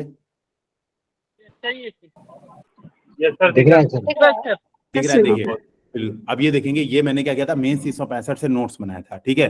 तो मैंने क्या किया था, जो मेंस 365 के जो इंपॉर्टेंट टॉपिक्स हैं, कैसे इंपॉर्टेंट टॉपिक्स डिसाइड किए थे, जो प्रीवियस ईयर क्वेश्चंस में आए थे वो, ठीक है। तो जैसे मैंने मान लो डिसाइड कर लिया कि यार ये वाला है, अब आप देखोगे ये मैंने प्रॉपर कौन कौन से, देखो जब हम GS 3 का जब आएंगे हम लोग, जब GS 3 पे पहुंचेंगे तो हम लोग प्रॉपर करेंगे कि कैसे नोट्स बनाने, कैसे क्या करना है, मैं उस दिन भी थोड़ा डिस्कशन करूंगा।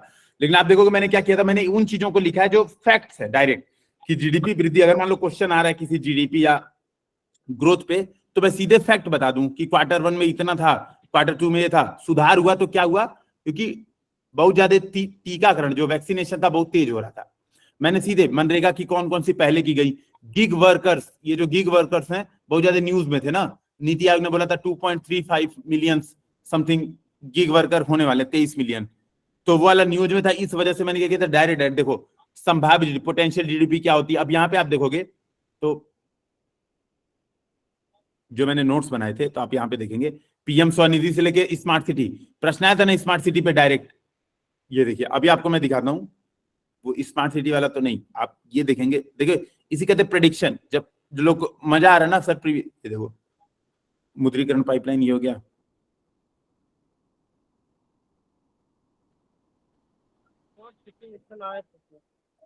एक मिनट रुकिए, मैं थोड़ा भगा ही रहा हूँ जानबूझ के, काम की चीज सीधे दिखाता हूँ।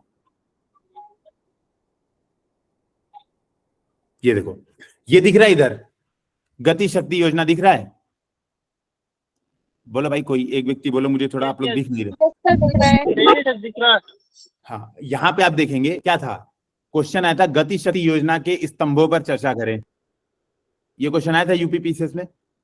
देखिए लिखा है ना 6 स्तंभ सीधा, comprehensiveness, prioritization, optimization, synchronization, analytical, dynamic, यही तो 6 स्तंभ हैं।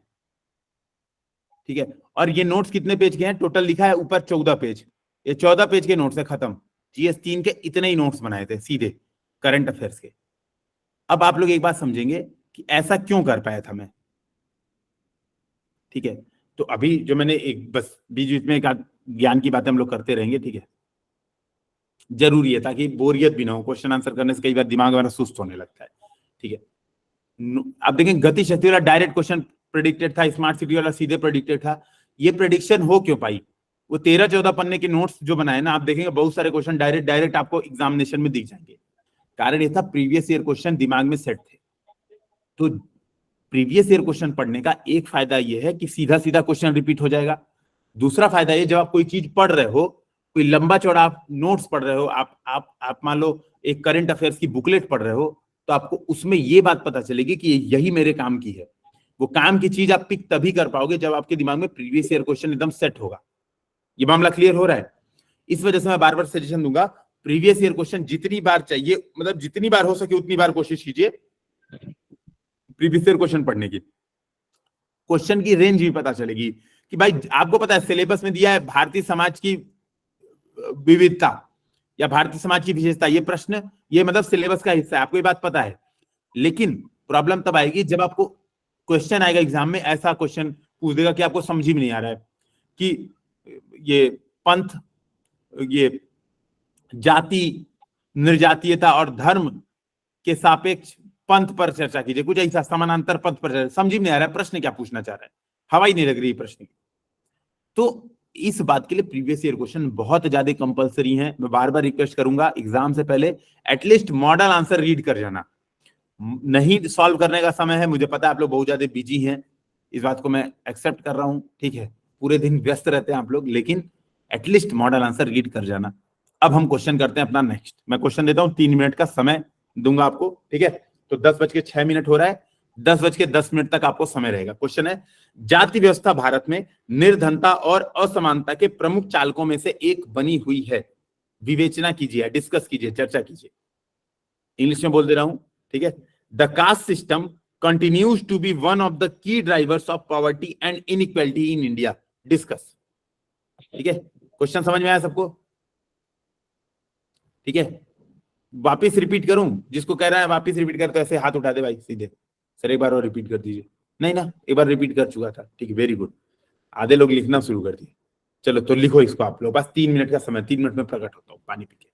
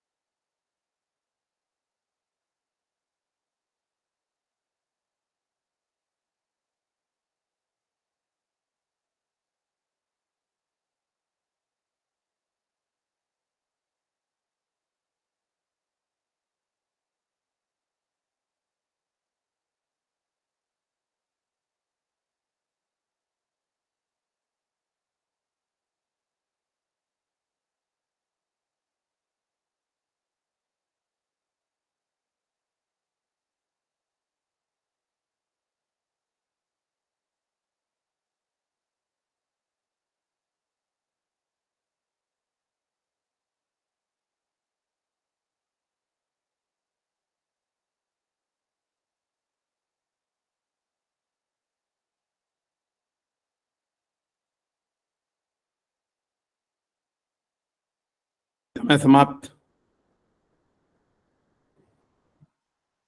तो भाई हो गया।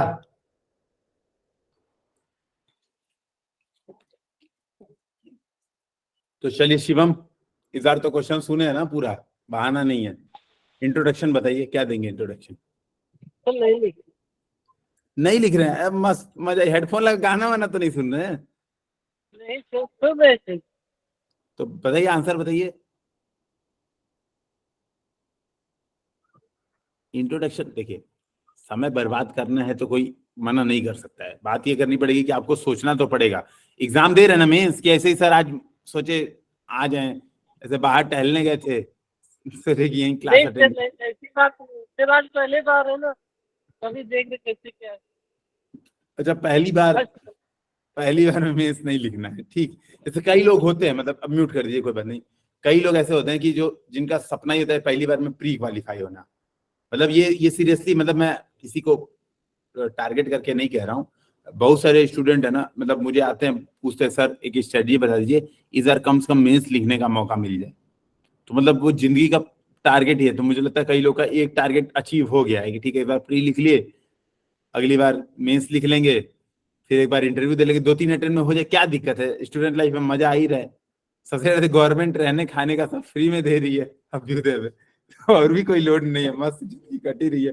दोस्त भी अच्छे बन गए होंगे क्या शिवम? दोस्त तो मस्त मस्त बने होंगे उधर, है ना? दोस्त नहीं बने?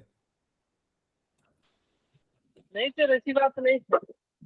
कोई बात नहीं, ठीक, कैसी बात है। चलिए अमित बताइए इंट्रोडक्शन, म्यूट करिए शिवम।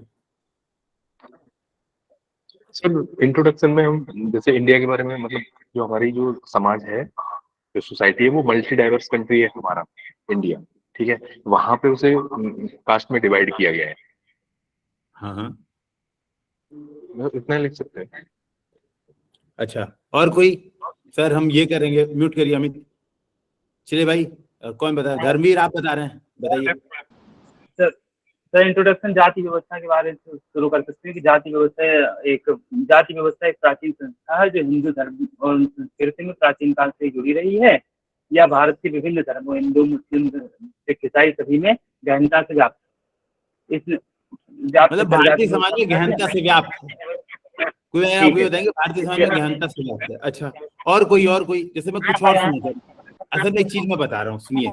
जानते क्यों? आपको एक बात ये समझ में आई कि आज मैंने 2 आर्ट एंड कल्चर के क्वेश्चन कराए, तीसरा क्वेश्चन सोसाइटी करा रहा हूँ। किसी ने ये बात गौर किया ऐसा क्यों कर रहा हूँ? एग्जाम में ये बड़ी बात हो जाती है हमारे साथ। होता ये है, एग्जाम में पहला 2 क्वेश्चन मान लो हिस्ट्री पे आया, ठीक है, हमारा दिमाग हिस्ट्री के लिए एकदम फोकस हो गया कि हर क्वेश्चन में बैकग्राउंड बनाएंगे। हमें ये चीज पहले से प्री डिफाइंड प्रीसेट फिक्स करना पड़ेगा भाई, ये बात क्लियर कर लो सभी लोग। हिस्ट्री का क्वेश्चन है तो इंट्रोडक्शन में ऐसा लिखूंगा, जितना प्रीसेट बना लोगे, जितना प्री डिफाइंड स्ट्रक्चर बना लोगे, उतना जिंदगी सेट हो जाएगी। अब जैसे सोसाइटी के क्वेश्चन में फिक्स कर लो 2 तरीके से। अगर कोई ऐसी चीज आती है जिसमें डेफिनेशन की डिमांड है, मान लो क्वेश्चन ऐसा आ रहा है कुछ कि पंथ निरपेक्षता से आप क्या समझते हैं, भारतीय समाज की प्रमुख विशेषताओं के रूप में एक पंथ निरपेक्षता की व्याख्या कीजिए। मान लो ऐसा एक क्वेश्चन आ रहा है, तो यहाँ पे आपको इंट्रोडक्शन डिफाइंड है कि मुझे पंथ निरपेक्षता को परिभाषित करनी पड़ेगी, ठीक है, बात समझ आ रहा है। लेकिन कई सोसाइटी सोशल जस्टिस के प्रश्न आप फैक्ट के माध्यम से स्टार्ट कर सकते हैं। यहाँ पे क्वेश्चन का जो मेन टारगेट है वो है असमानता और गरीबी, ये ध्यान में रखिएगा। क्वेश्चन जाति व्यवस्था एक ड्राइवर है, इज अ की ड्राइवर टू क्या है, असमानता, मतलब इनइक्वालिटी एंड पॉवर्टी। जाति व्यवस्था ये है। तो पहली बात तो हमें ये समझनी पड़ेगी क्वेश्चन की सेंट्रल डिमांड क्या है। क्या क्वेश्चन की डिमांड है? जाति व्यवस्था से जुड़ी चुनौतियों को बताना। क्वेश्चन की डिमांड ये है कि असमानता और गरीबी की जो चुनौती है भारत में, जो मेजर इशू है, जाति व्यवस्था के कारण ये अभी भी बहुत खतरनाक तरीके से बनी हुई। ये बात समझ में आ रही है? यानी यहां पर आप एक इंट्रोडक्शन ऐसा फैक्ट दे सकते हैं कि जाति व्यवस्था प्रेरित असमानता और गरीबी आप बता सकते हैं। अब रही बात ये, सर हमने तो कभी ऐसा फैक्ट याद ही नहीं किया, इस जाति के पास इतना पैसा है, इस जाति के पास इतना पैसा है, ऐसा फैक्ट तो कभी याद नहीं किए होंगे। यहीं पे गौरव सर काम में आएंगे। यहीं पे जो ये क्लास चल रही है ना मेंटरशिप वाली, यहीं पे बड़ा मैटर करेगी। फैक्ट आपको क्या याद है? अब बताओ, मैं एक फैक्ट बोलता हूं। अच्छा, कीर्ति मैम, प्रगति मैम, संजीत वर्मा, कहीं ऐसा तो नहीं सर आपने हमें मौका नहीं दिया, हमें मौका दीजिए, मैं देखिए अभी बस जाके छक्का मारूंगा। बताइए भाई, किसी को बोलना है तो बोल सकता है, मैं मतलब मौका है, ठीक है। ये हमारा लास्ट क्वेश्चन आज करेगा। नीति आयोग का बहुआयामी गरीबी सूचकांक के अनुसार लिख सकते हैं डाटा सर। क्या क्या क्या लिखेंगे? बताओ बताओ, वेरी गुड, क्या लिखेंगे बताइए। देखिए मौका नहीं मिल रहा था, ये क्रिकेटर हार्दिक पांड्या को मौका नहीं मिला, के अनुसार भारत की लगभग 27% जनता जो है गरीबी रेखा से नीचे निवास कर रही है। ठीक, देखो ये इनको फैक्ट पता है ना। मैं मुझे फैक्ट सही है कि नहीं ये नहीं पता, लेकिन हाँ जनरली सही है। एज ए एग्जामिनर मुझे इससे ज्यादा फैक्ट पता नहीं होता है, ये बात सबको पता है। लेकिन अभी एक प्रॉब्लम है इसको, इनके फैक्ट में, ये जाति ऐसा तो कहीं भी नहीं है। म्यूट करिए बाकी लोग। हाँ केशव बोलिए बोलिए, हाँ बोलिए। इसमें ये है कि जैसे अलग अलग जो कास्ट है उनके पास, जैसे हम एसटी की बात करें तो 50% जो एसटी हैं वो बिलो पॉवर्टी लाइन है, और जो एससी हैं वो 33% के आसपास है, और जो ओबीसी हैं वो 27% के आसपास है। तो इस हिसाब से जैसे कास्ट तथाकथित जो नहीं एससी केवल 33% ही बिलो पॉवर्टी लाइन है, तो आप फैक्ट चेक करिए, गलत लग रहा है। मल्टी डायमेंशनल पॉवर्टी लाइन की जो बात कर रहे हैं 50% एसटी है, वो अच्छा, मैंने आपने सुनने में चेक किया उससे? ठीक ठीक, हाँ फैक्ट देखा था, मुझे ये फैक्ट नहीं पता, मैं वेरीफाई नहीं कर पाऊंगा, आप लोग चेक कर लेना। अगर ये देखो, अब सुनो, वेरी गुड केशव, म्यूट करिए। अब देखो इस क्वेश्चन में अगर आपको एग्जैक्ट ये वाला फैक्ट पता है और अगर आपका फैक्ट सही है तो perfect introduction to the point बन सकता है, और एग्जामिनर एकदम मतलब उसको लगेगा भाई क्या बात है, मतलब इसको एचडीएम बना दो। ये वाला क्वेश्चन पता है आने वाले 1-2 क्वेश्चन पे इंपैक्ट डालेगा। ऐसा वाला क्वेश्चन, जैसे क्या होता है जब भी शुरुआत होती है ना आंसर कॉपी की, तो पहला दूसरा क्वेश्चन आपकी कॉपी का पूरा रास्ता तय कर देता है।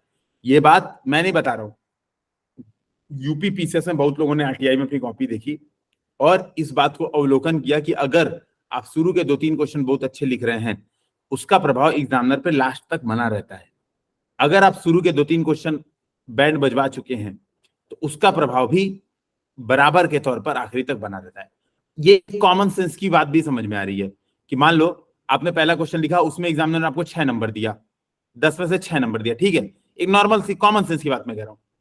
अगला क्वेश्चन ने फिर से 6 नंबर दिया, तो तीसरा क्वेश्चन अगर आप थोड़ा घटिया भी लिखेंगे तो 5 ही देगा, 5.5 देगा, 3 या 2 सीधे काट के नहीं देगा, जब तक कि आपने एकदम क्वेश्चन को उल्टा पलटा ना कर दिया हो एकदम, ठीक है। लेकिन मान लो आपने पहला क्वेश्चन लिखा 3 नंबर, दूसरा क्वेश्चन 3 नंबर, तो अगला क्वेश्चन में 6 नहीं देगा, भले से एकदम परफेक्ट लिखा हो, 4 ही देगा।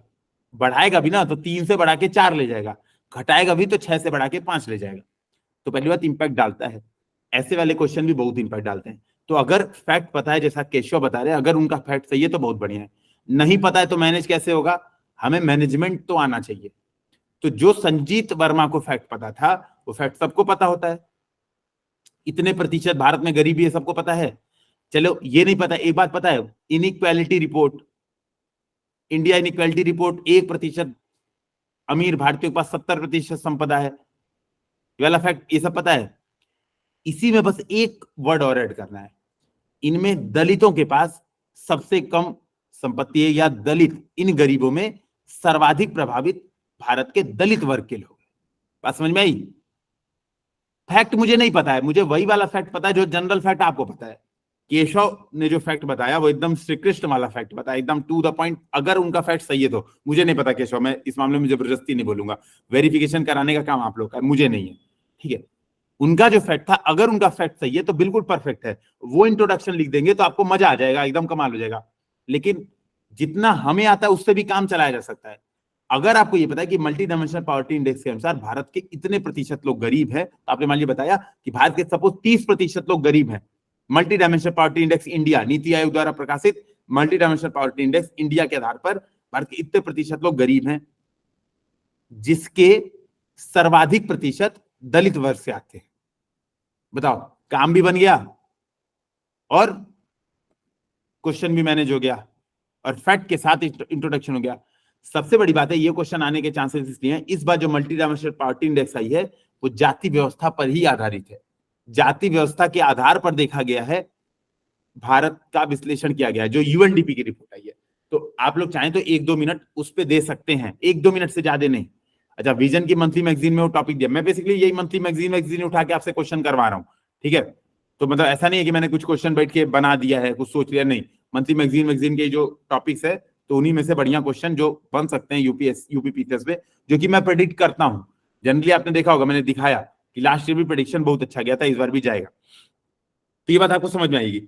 तो अभी आप क्या बता सकते हैं, यही कि यूएनडीपी की जो रिपोर्ट है, ठीक है, उसमें आप बता सकते हैं कि इतना प्रतिशत गरीब हैं, ठीक है। और जैसा कि ये फैक्ट सही बता रहे हैं, ये जो जिन्होंने केशव बताया था ना, आपने अनुसूचित जाति के 33.3% बोला था, ठीक है ना, यही बोला था ना केशव ने।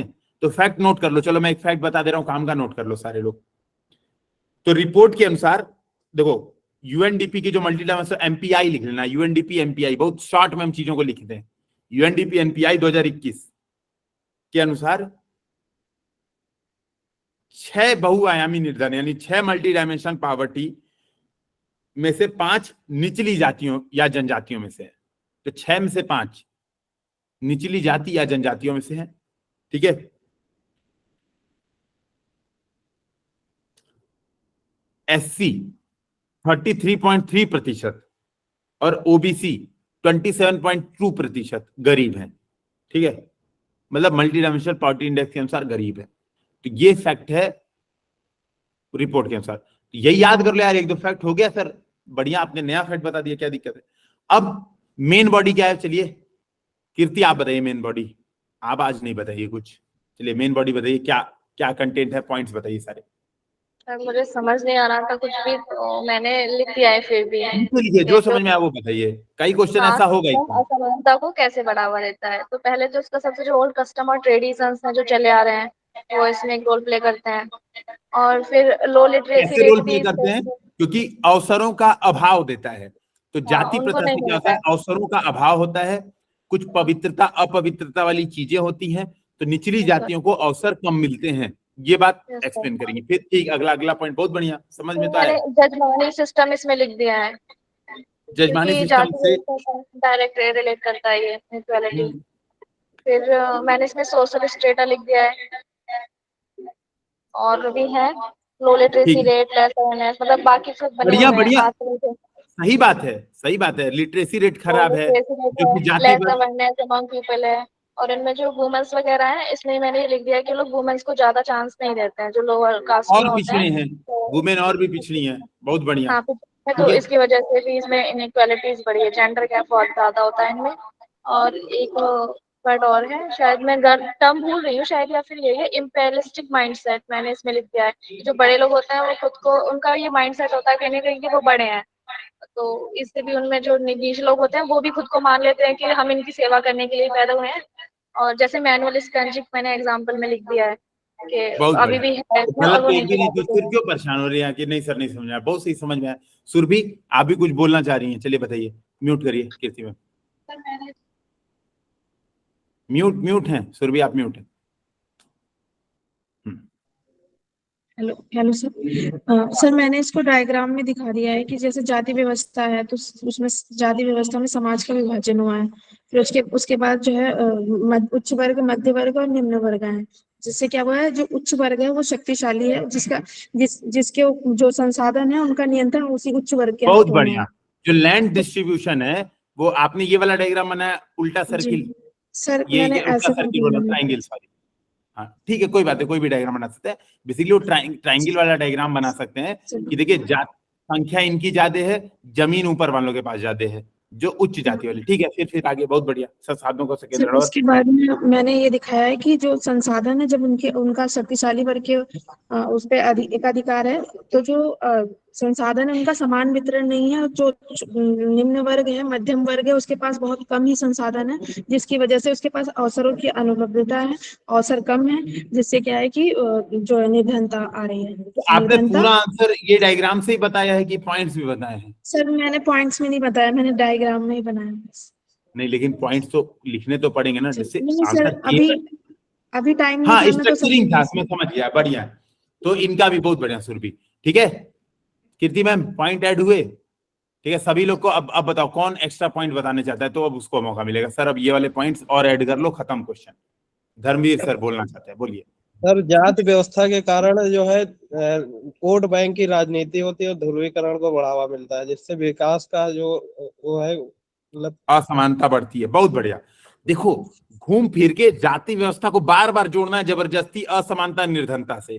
कसम खा लेनी है कि हर पॉइंट में लिखेंगे जाति व्यवस्था से ये होता है जिससे असमानता और गरीबी। तो जैसे जाति व्यवस्था आधारित भूमि जो, तो धर्मीर आप भी कुछ बोलना चाह रहे थे, एक बार बोल लीजिए। कास्ट बेस्ड वायलेंस, जाति आधारित हिंसा सर, और दूसरी जो उनकी अस्पृश्यता, जो महिला धोनी के हाथ से प्रथा है, वो एक कुछ जातियों तक सीमित है। इस 2 पॉइंट से वो बात भी जैसे कीर्ति मैम वाले में हो गया था कि अनौपचारिक श्रमिक बहुत ज्यादा हो जाते हैं, तो वो हो गया था मैनेज। ठीक है, चलो म्यूट करो, मेरी बात सुनो, सभी लोग म्यूट करो, कीर्ति मैम म्यूट करिए, अब मेरी बात सुनो। देखो क्वेश्चन की डिमांड ये है कि जाति व्यवस्था एक प्रमुख चालक है। ठीक है, एक प्रमुख चालक है किस चीज का? गरीबी असमानता का, मतलब पॉवर्टी और इनइक्वालिटी का। तो हमने एक फैक्ट दे दिया ऊपर। ठीक है, फैक्ट से बता सकते हैं, या हम बता सकते हैं कि जाति प्रथा एक भारतीय समाज की एक वास्तविकता है जिसमें क्या है, उच्च और निम्न जातियों में बांटा गया है, जिसमें निम्न जातियों को पवित्रता और अपवित्रता के आधार पर बहुत सारे भेदभाव का सामना करना पड़ता है, जिससे यह गरीबी और असमानता का एक प्रमुख कारक बनता है। तो हम इंट्रोडक्शन में दोनों में से कोई भी एक काम कर सकते हैं, बोलिए कर सकते हैं ना? ठीक है, मेन बॉडी में यही बात अब बार बार बतानी कि जाति व्यवस्था से क्या होती है। तो आप बता सकते हैं भू जो, तो जो देखो गरीबी सीधी बात है, जो संसाधन, जिसको पॉइंट इन्होंने बोला था रिसोर्स, कीर्ति मैम ने बोला था, सुरभि ने भी, दोनों ने ये पॉइंट बताया था कि रिसोर्स डिस्ट्रीब्यूशन। तो जिनकी सवर्ण जाति है उनके पास रिसोर्सेज ज्यादा हैं, और जो सामान, अब तथाकथित लिख दीजिएगा कि तथाकथित निचली जातियों के पास रिसोर्सेज बहुत कम है। ठीक है, तो रिसोर्सेज बहुत कम है यानी भू संसाधनों का वितरण बहुत कम है। तो यह मूलतः क्या है, यह कृषि श्रमिक बन के रह गए। ठीक है, तो कृषि श्रमिक बन के रह गए, तथा भू जोतों का क्या हुआ, डिस्ट्रीब्यूशन, लैंड डिस्ट्रीब्यूशन, जो जमींदारी प्रथा उन्मूलन आदि उचित प्रकार से लागू न हो पाने के कारण असमानता बनी रही। ठीक है, तो ये बात समझ में आई, जाति प्रथा से कैसे जोड़ा, पहला पॉइंट। फिर दूसरा पॉइंट क्या है, पवित्रता अपवित्रता की धारणा। तो दूसरा पॉइंट सब हेडिंग डाल सकते हैं। ठीक है, पवित्रता अपवित्रता की धारणा से क्या होता है, इनके साथ निरंतर भेदभाव होता है, जिससे विभिन्न पदों पर या विभिन्न शक्तिशाली पदों पर क्या है, समानता उच्च जाति के वर्ग ही विद्यमान होते हैं, और ये असमानता बढ़ती जाती है, असमानता की खाई बढ़ती जाती है। एक दो शब्दों को अलग अलग लिख देना है। ठीक है, कि मतलब वो क्या होता है, द गढ़ई ऑफ असमानता इज इंक्रीजिंग, मतलब खाई है ना, लिख लेंगे आप लोग, मुझे पता है वो शब्द आप लोग बना लेंगे। फिर अभी देखो एक चीज और ध्यान में रखना है, इस बात को डिजिटल डिवाइड वाला पॉइंट भी यहां पर होना चाहिए, एक पॉइंट। ठीक है, जो करंट में बहुत बड़ा बात चल रहा है कि क्या है, ऐसा देखा गया है कि इंटरनेट साक्षरता और जो ई साक्षरता है वह भी समानता उच्च जातियों में है, जो वर्तमान तकनीकी रिवॉल्यूशन यानी तकनीकी क्रांति के दौर में असमानता को और तेजी से बढ़ा रहा है। गरीबी और असमानता का जो गैप है वो और तेजी से उच्च और निम्न में बढ़ा रहा है। ठीक है, ये वाला पॉइंट भले से आप 5वें 6वें नंबर पे लिखिएगा, लेकिन लिखिएगा जरूर। डिजिटल गैप, चाहे महिला से जुड़ा प्रश्न आए, चाहे बच्चों से जुड़ा प्रश्न आए, ये एक पॉइंट आपके आंसर में होना चाहिए। किसी ने पॉइंट ये नहीं बोला था, डिजिटल वाला पॉइंट किसी ने सोचा भी नहीं था ना, हाँ या नहीं सोचा था ना, ये एक पॉइंट होना चाहिए। और रियलिटी है, समानता आप देखेंगे निम्न जाति के लोग इन चीजों के, मतलब इन चीजों में पिछड़ जाते हैं समानता। ठीक है, अच्छा निम्न जाति का मतलब एग्जामिनर को ये बताना है आप नहीं मानते हैं जाति प्रथा। निम्न जाति का मतलब बस तथाकथित निम्न जाति, ये बात बता देनी है भाई, हम नहीं मानते, हम संविधान का पूरी तरह से पालन करते हैं, ना हम अस्पृश्यता मानते हैं, ना हम भेदभाव मानते हैं, हम कुछ नहीं मानते, सीधी बात। ये बात दिमाग में रखना है, और हमें अंदर से मानना भी नहीं है कभी। अगर आपने कभी भी ये, जो भी यहाँ पे एस्पिरेंट बैठे हैं, कभी भी आपने ये बात सोची कि हम निम्न जाति के, हम उच्च जाति के हैं, वहीं पे मामला बिगड़ना स्टार्ट हो जाता है, बहुत बुरा मामला वहीं पे पड़ता है। एज ए एस्पिरेंट बहुत मनोबल पे प्रभाव पड़ता है, और दूसरी बात घृणा, ईर्ष्या, ये चीजें आती हैं, ये बात ध्यान में रखना। ठीक है, फिर शिक्षा से जोड़ देंगे कि शिक्षा का अभाव है, स्वास्थ्य से जोड़ देंगे। ठीक है, स्वास्थ्य से जोड़ देंगे, एक पॉइंट जोड़ देंगे रोजगार, रोजगार भी तो गरीबी असमानता को बढ़ावा देता है। तो जो निम्न जाति के लोग हैं वो मूलतः किसमें है, अनौपचारिक श्रम में है। तो यहाँ पर कोई मैलाडोना मैनुअल स्कवेंजर बता रहा था, कोई धर्मवीर सोनी और सुरभि 2 लोग बता रहे थे शायद, ठीक है। ये पॉइंट बताएंगे कि इन रोजगारों में भी इन्हीं की संलग्नता है, ठीक है, जो कि निम्न आय और गरीबी के दुष्चक्र को जन्म देती है। ये कीवर्ड एक तो ध्यान में रखिएगा, गरीबी का दुष्चक्र, vicious cycle of poverty, 2-4 keyword. देखो सिलेबस के कीवर्ड्स प्रॉपर याद होने चाहिए, जो कि बहुत ज्यादा आपको काम आने वाले एग्जाम में नंबर दिलाने में बहुत ज्यादा काम आएंगे, ठीक है। फिर यही हो गया, एक है हाँ आय श्रेणी में असमानता, और एक है उच्च पावर, मतलब शक्तिशाली पदों पर उच्च जातियों वाले ज्यादा हैं, ये बात मैंने बता दी थी। एक ये भी बात है कि जो बड़ी कंपनियां हैं और जो सामान्यतः गैर कृषि जो इंस्टीट्यूशंस है ना, नॉन एग्रीकल्चर जो प्रतिष्ठान है, ठीक है, या इंटरप्राइजेज है बेसिकली, ठीक है, नॉन एग्रीकल्चर इंटरप्राइजेज, वहां पर उच्च जातियों की प्रधानता है। वहां पर निम्न जातियों द्वारा बहुत कम स्टार्टअप्स, बहुत कम ये शोध में है कि ये बहुत कम है, ठीक है। तो ये बात आप बता देंगे, और बता देंगे अब कंक्लूजन में क्या बताएंगे कि भारत सरकार कैसे इसको दूर कर रही है। तो अस्पृश्यता उन्मूलन, तो भारत सरकार ने पहले क्या किया, कानूनों के माध्यम से, अनुच्छेद 17, ठीक है, अत्याचार निवारण अधिनियम, तथा वर्तमान में सशक्तिकरण के माध्यम से। तो पहले कानून के माध्यम से, वर्तमान में भारत सरकार क्या कर रही है, वित्त उपलब्ध करा रही है, स्टैंड अप इंडिया शुरू कर रही है, याद है स्कीम्स तो बता देंगे ना, स्कॉलरशिप स्कीम्स के माध्यम से क्या कर रही है, सशक्तिकरण के माध्यम से गैप कम करने का प्रयास कर रही है, जो कि अत्यंत सराहनीय कदम है, ठीक है, ये बात बता देंगे। क्लियर है ना। कुछ कोई सजेशन देना चाहता है, सर ये काम कर देंगे, यहाँ पे सर मैप बना देंगे इंडिया का, इंडिया का मैप बना के छोड़ देंगे, कुछ ऐसा कोई करना चाहता है कांड? और मैंने इसमें कंक्लूजन में ऐड किया था, मैंने ये लिख दिया था पहले, पॉलिटिक्स से ही स्टार्ट किया था। आर्टिकल 17 और आर्टिकल 15 वगैरह ये प्रोहिबिट करते हैं, और आर्टिकल 14 में बात की गई इक्वालिटी की। लेकिन फिर भी जो भारतीय समाज है वर्तमान में, वो कास्ट सिस्टम जो है वो चेंज हो रहा है क्लास सिस्टम में। तो जाति प्रथा खत्म नहीं हो रही है, बट अपना फॉर्म चेंज कर रही है। फॉर्म चेंज कर रही है, जो कि असमानता को नए तरीके से जोड़ दीजिएगा, असमानता गरीबी से, ठीक है, असमानता, तो नए प्रकार से असमानता। भाई देखो ये भी बात बहुत सही इनकी बात है, इसको ना मेन बॉडी में भी लिख सकते थे, बहुत सही पॉइंट है, पॉइंट बहुत सही, कंक्लूजन भी बहुत सही है। एक बड़ी बात है, अभी जाति प्रथा एक नए रूप को रख रही है। पहले क्या था, निचली जातियों में घृणा का भाव था, टेंशन का भाव था, अभी क्या है, संगठन का भाव है। तो संगठन से क्या है, जैसे आप देखेंगे बहुत सारे, मतलब अखिल भारतीय बनिया संघ, अखिल भारतीय ये संघ वो संघ, अलग अलग बनाए जाते हैं, इससे क्या वो संगठित हो रहे हैं, तो नए प्रकार का फॉर्म है। ये भी असमानता को जन्म दे रहा है, ये मत सोचिएगा कि ये किसी प्रकार की समानता ला रहा है। जो उन्होंने बताया, धर्मवीर सोनी ने शायद इस बात को बताई थी कि पोलराइजेशन, ध्रुवीकरण, ये क्या कर रहा है, ये भी एक प्रकार से क्या कर रहा है, गरीबी असमानता का गैप बढ़ा ही रहा है, क्योंकि जब भी संगठन करके आप एक से दूसरे, जैसे हमारा समाज क्या है, हमारे समाज में समानता मिंगल होना चाहिए था, जब आप एक दूसरे के अपोजिट खींच रहे हैं तो असमानता बढ़ा रहे हैं, चाहे आप किसी तरह से बढ़ा रहे हो, ठीक है। तो ये बात आप बिल्कुल बता सकती हैं, बहुत बढ़िया, मतलब इसमें कोई मुझे समस्या नहीं है, अच्छा पॉइंट है। कोई और कुछ सजेस्ट करना चाहेगा कि समाप्त किया जाए आज का सेशन, ठीक है। तो कैसा लगा, तो थम्स अप की थम्स डाउन चलो एक बार बता दो ईमानदारी से, ठीक है, सही लगा? ऐसे करें, 3 क्वेश्चन हमने किए अच्छे खासे, सबसे बड़ी बात है हमने वैरायटी के क्वेश्चन डिस्कशन किए आज, ठीक है। और देखो एक चीज है, ये वीडियो मैं अपलोड कर दूंगा यूट्यूब पे भी, इसमें एक चीज जो सीखने वाली बात है कि हमें कॉन्सेप्ट सीखने हैं। मैं आपको ये नहीं है कि मैं 3 क्वेश्चन जो बता रहा हूँ एग्जाम में डायरेक्ट फंसा दूंगा, नहीं, मैं आपको ये बता रहा हूँ एग्जाम में इन छोटी छोटी बातों का ध्यान में रखना है, इन कॉन्सेप्ट, क्योंकि एग्जाम में आप क्या करोगे, स्टार्टिंग का क्वेश्चन हिस्ट्री पे जाओगे, एकदम बैकग्राउंड बताना स्टार्ट करोगे, तब तक अचानक सोसाइटी क्वेश्चन आएगा, वहां भी लगोगे बैकग्राउंड बताने। हमें पहले से हम एक्टिव रहेंगे, हमारा दिमाग पहले से एक्टिव है कि नहीं भाई ऐसे क्वेश्चन में ये इंट्रोडक्शन होगा, ये वाले क्वेश्चन में ये इंट्रोडक्शन होगा, तो हम परफॉर्मेंस बहुत अच्छा और जबरदस्त करके आएंगे, ठीक है, रटा रटाए के बजाय बढ़िया करके, ठीक है। तो सभी लोगों को बेस्ट ऑफ लक, फिर हम लोग मिलते हैं नेक्स्ट ट्यूसडे को, है ना, ऐसे ट्यूसडे फ्राइडे मिलते रहेंगे, है ना, करते रहेंगे डिस्कशन, आप लोग पढ़ते रहिए, कोई दिक्कत हो तो बताइए, मैं उसको बीच में दूर भी कर दूंगा, ठीक है। फिर मिलते हैं हम लोग, जय हिंद जय Bharat. Thank you sir. Thank you sir.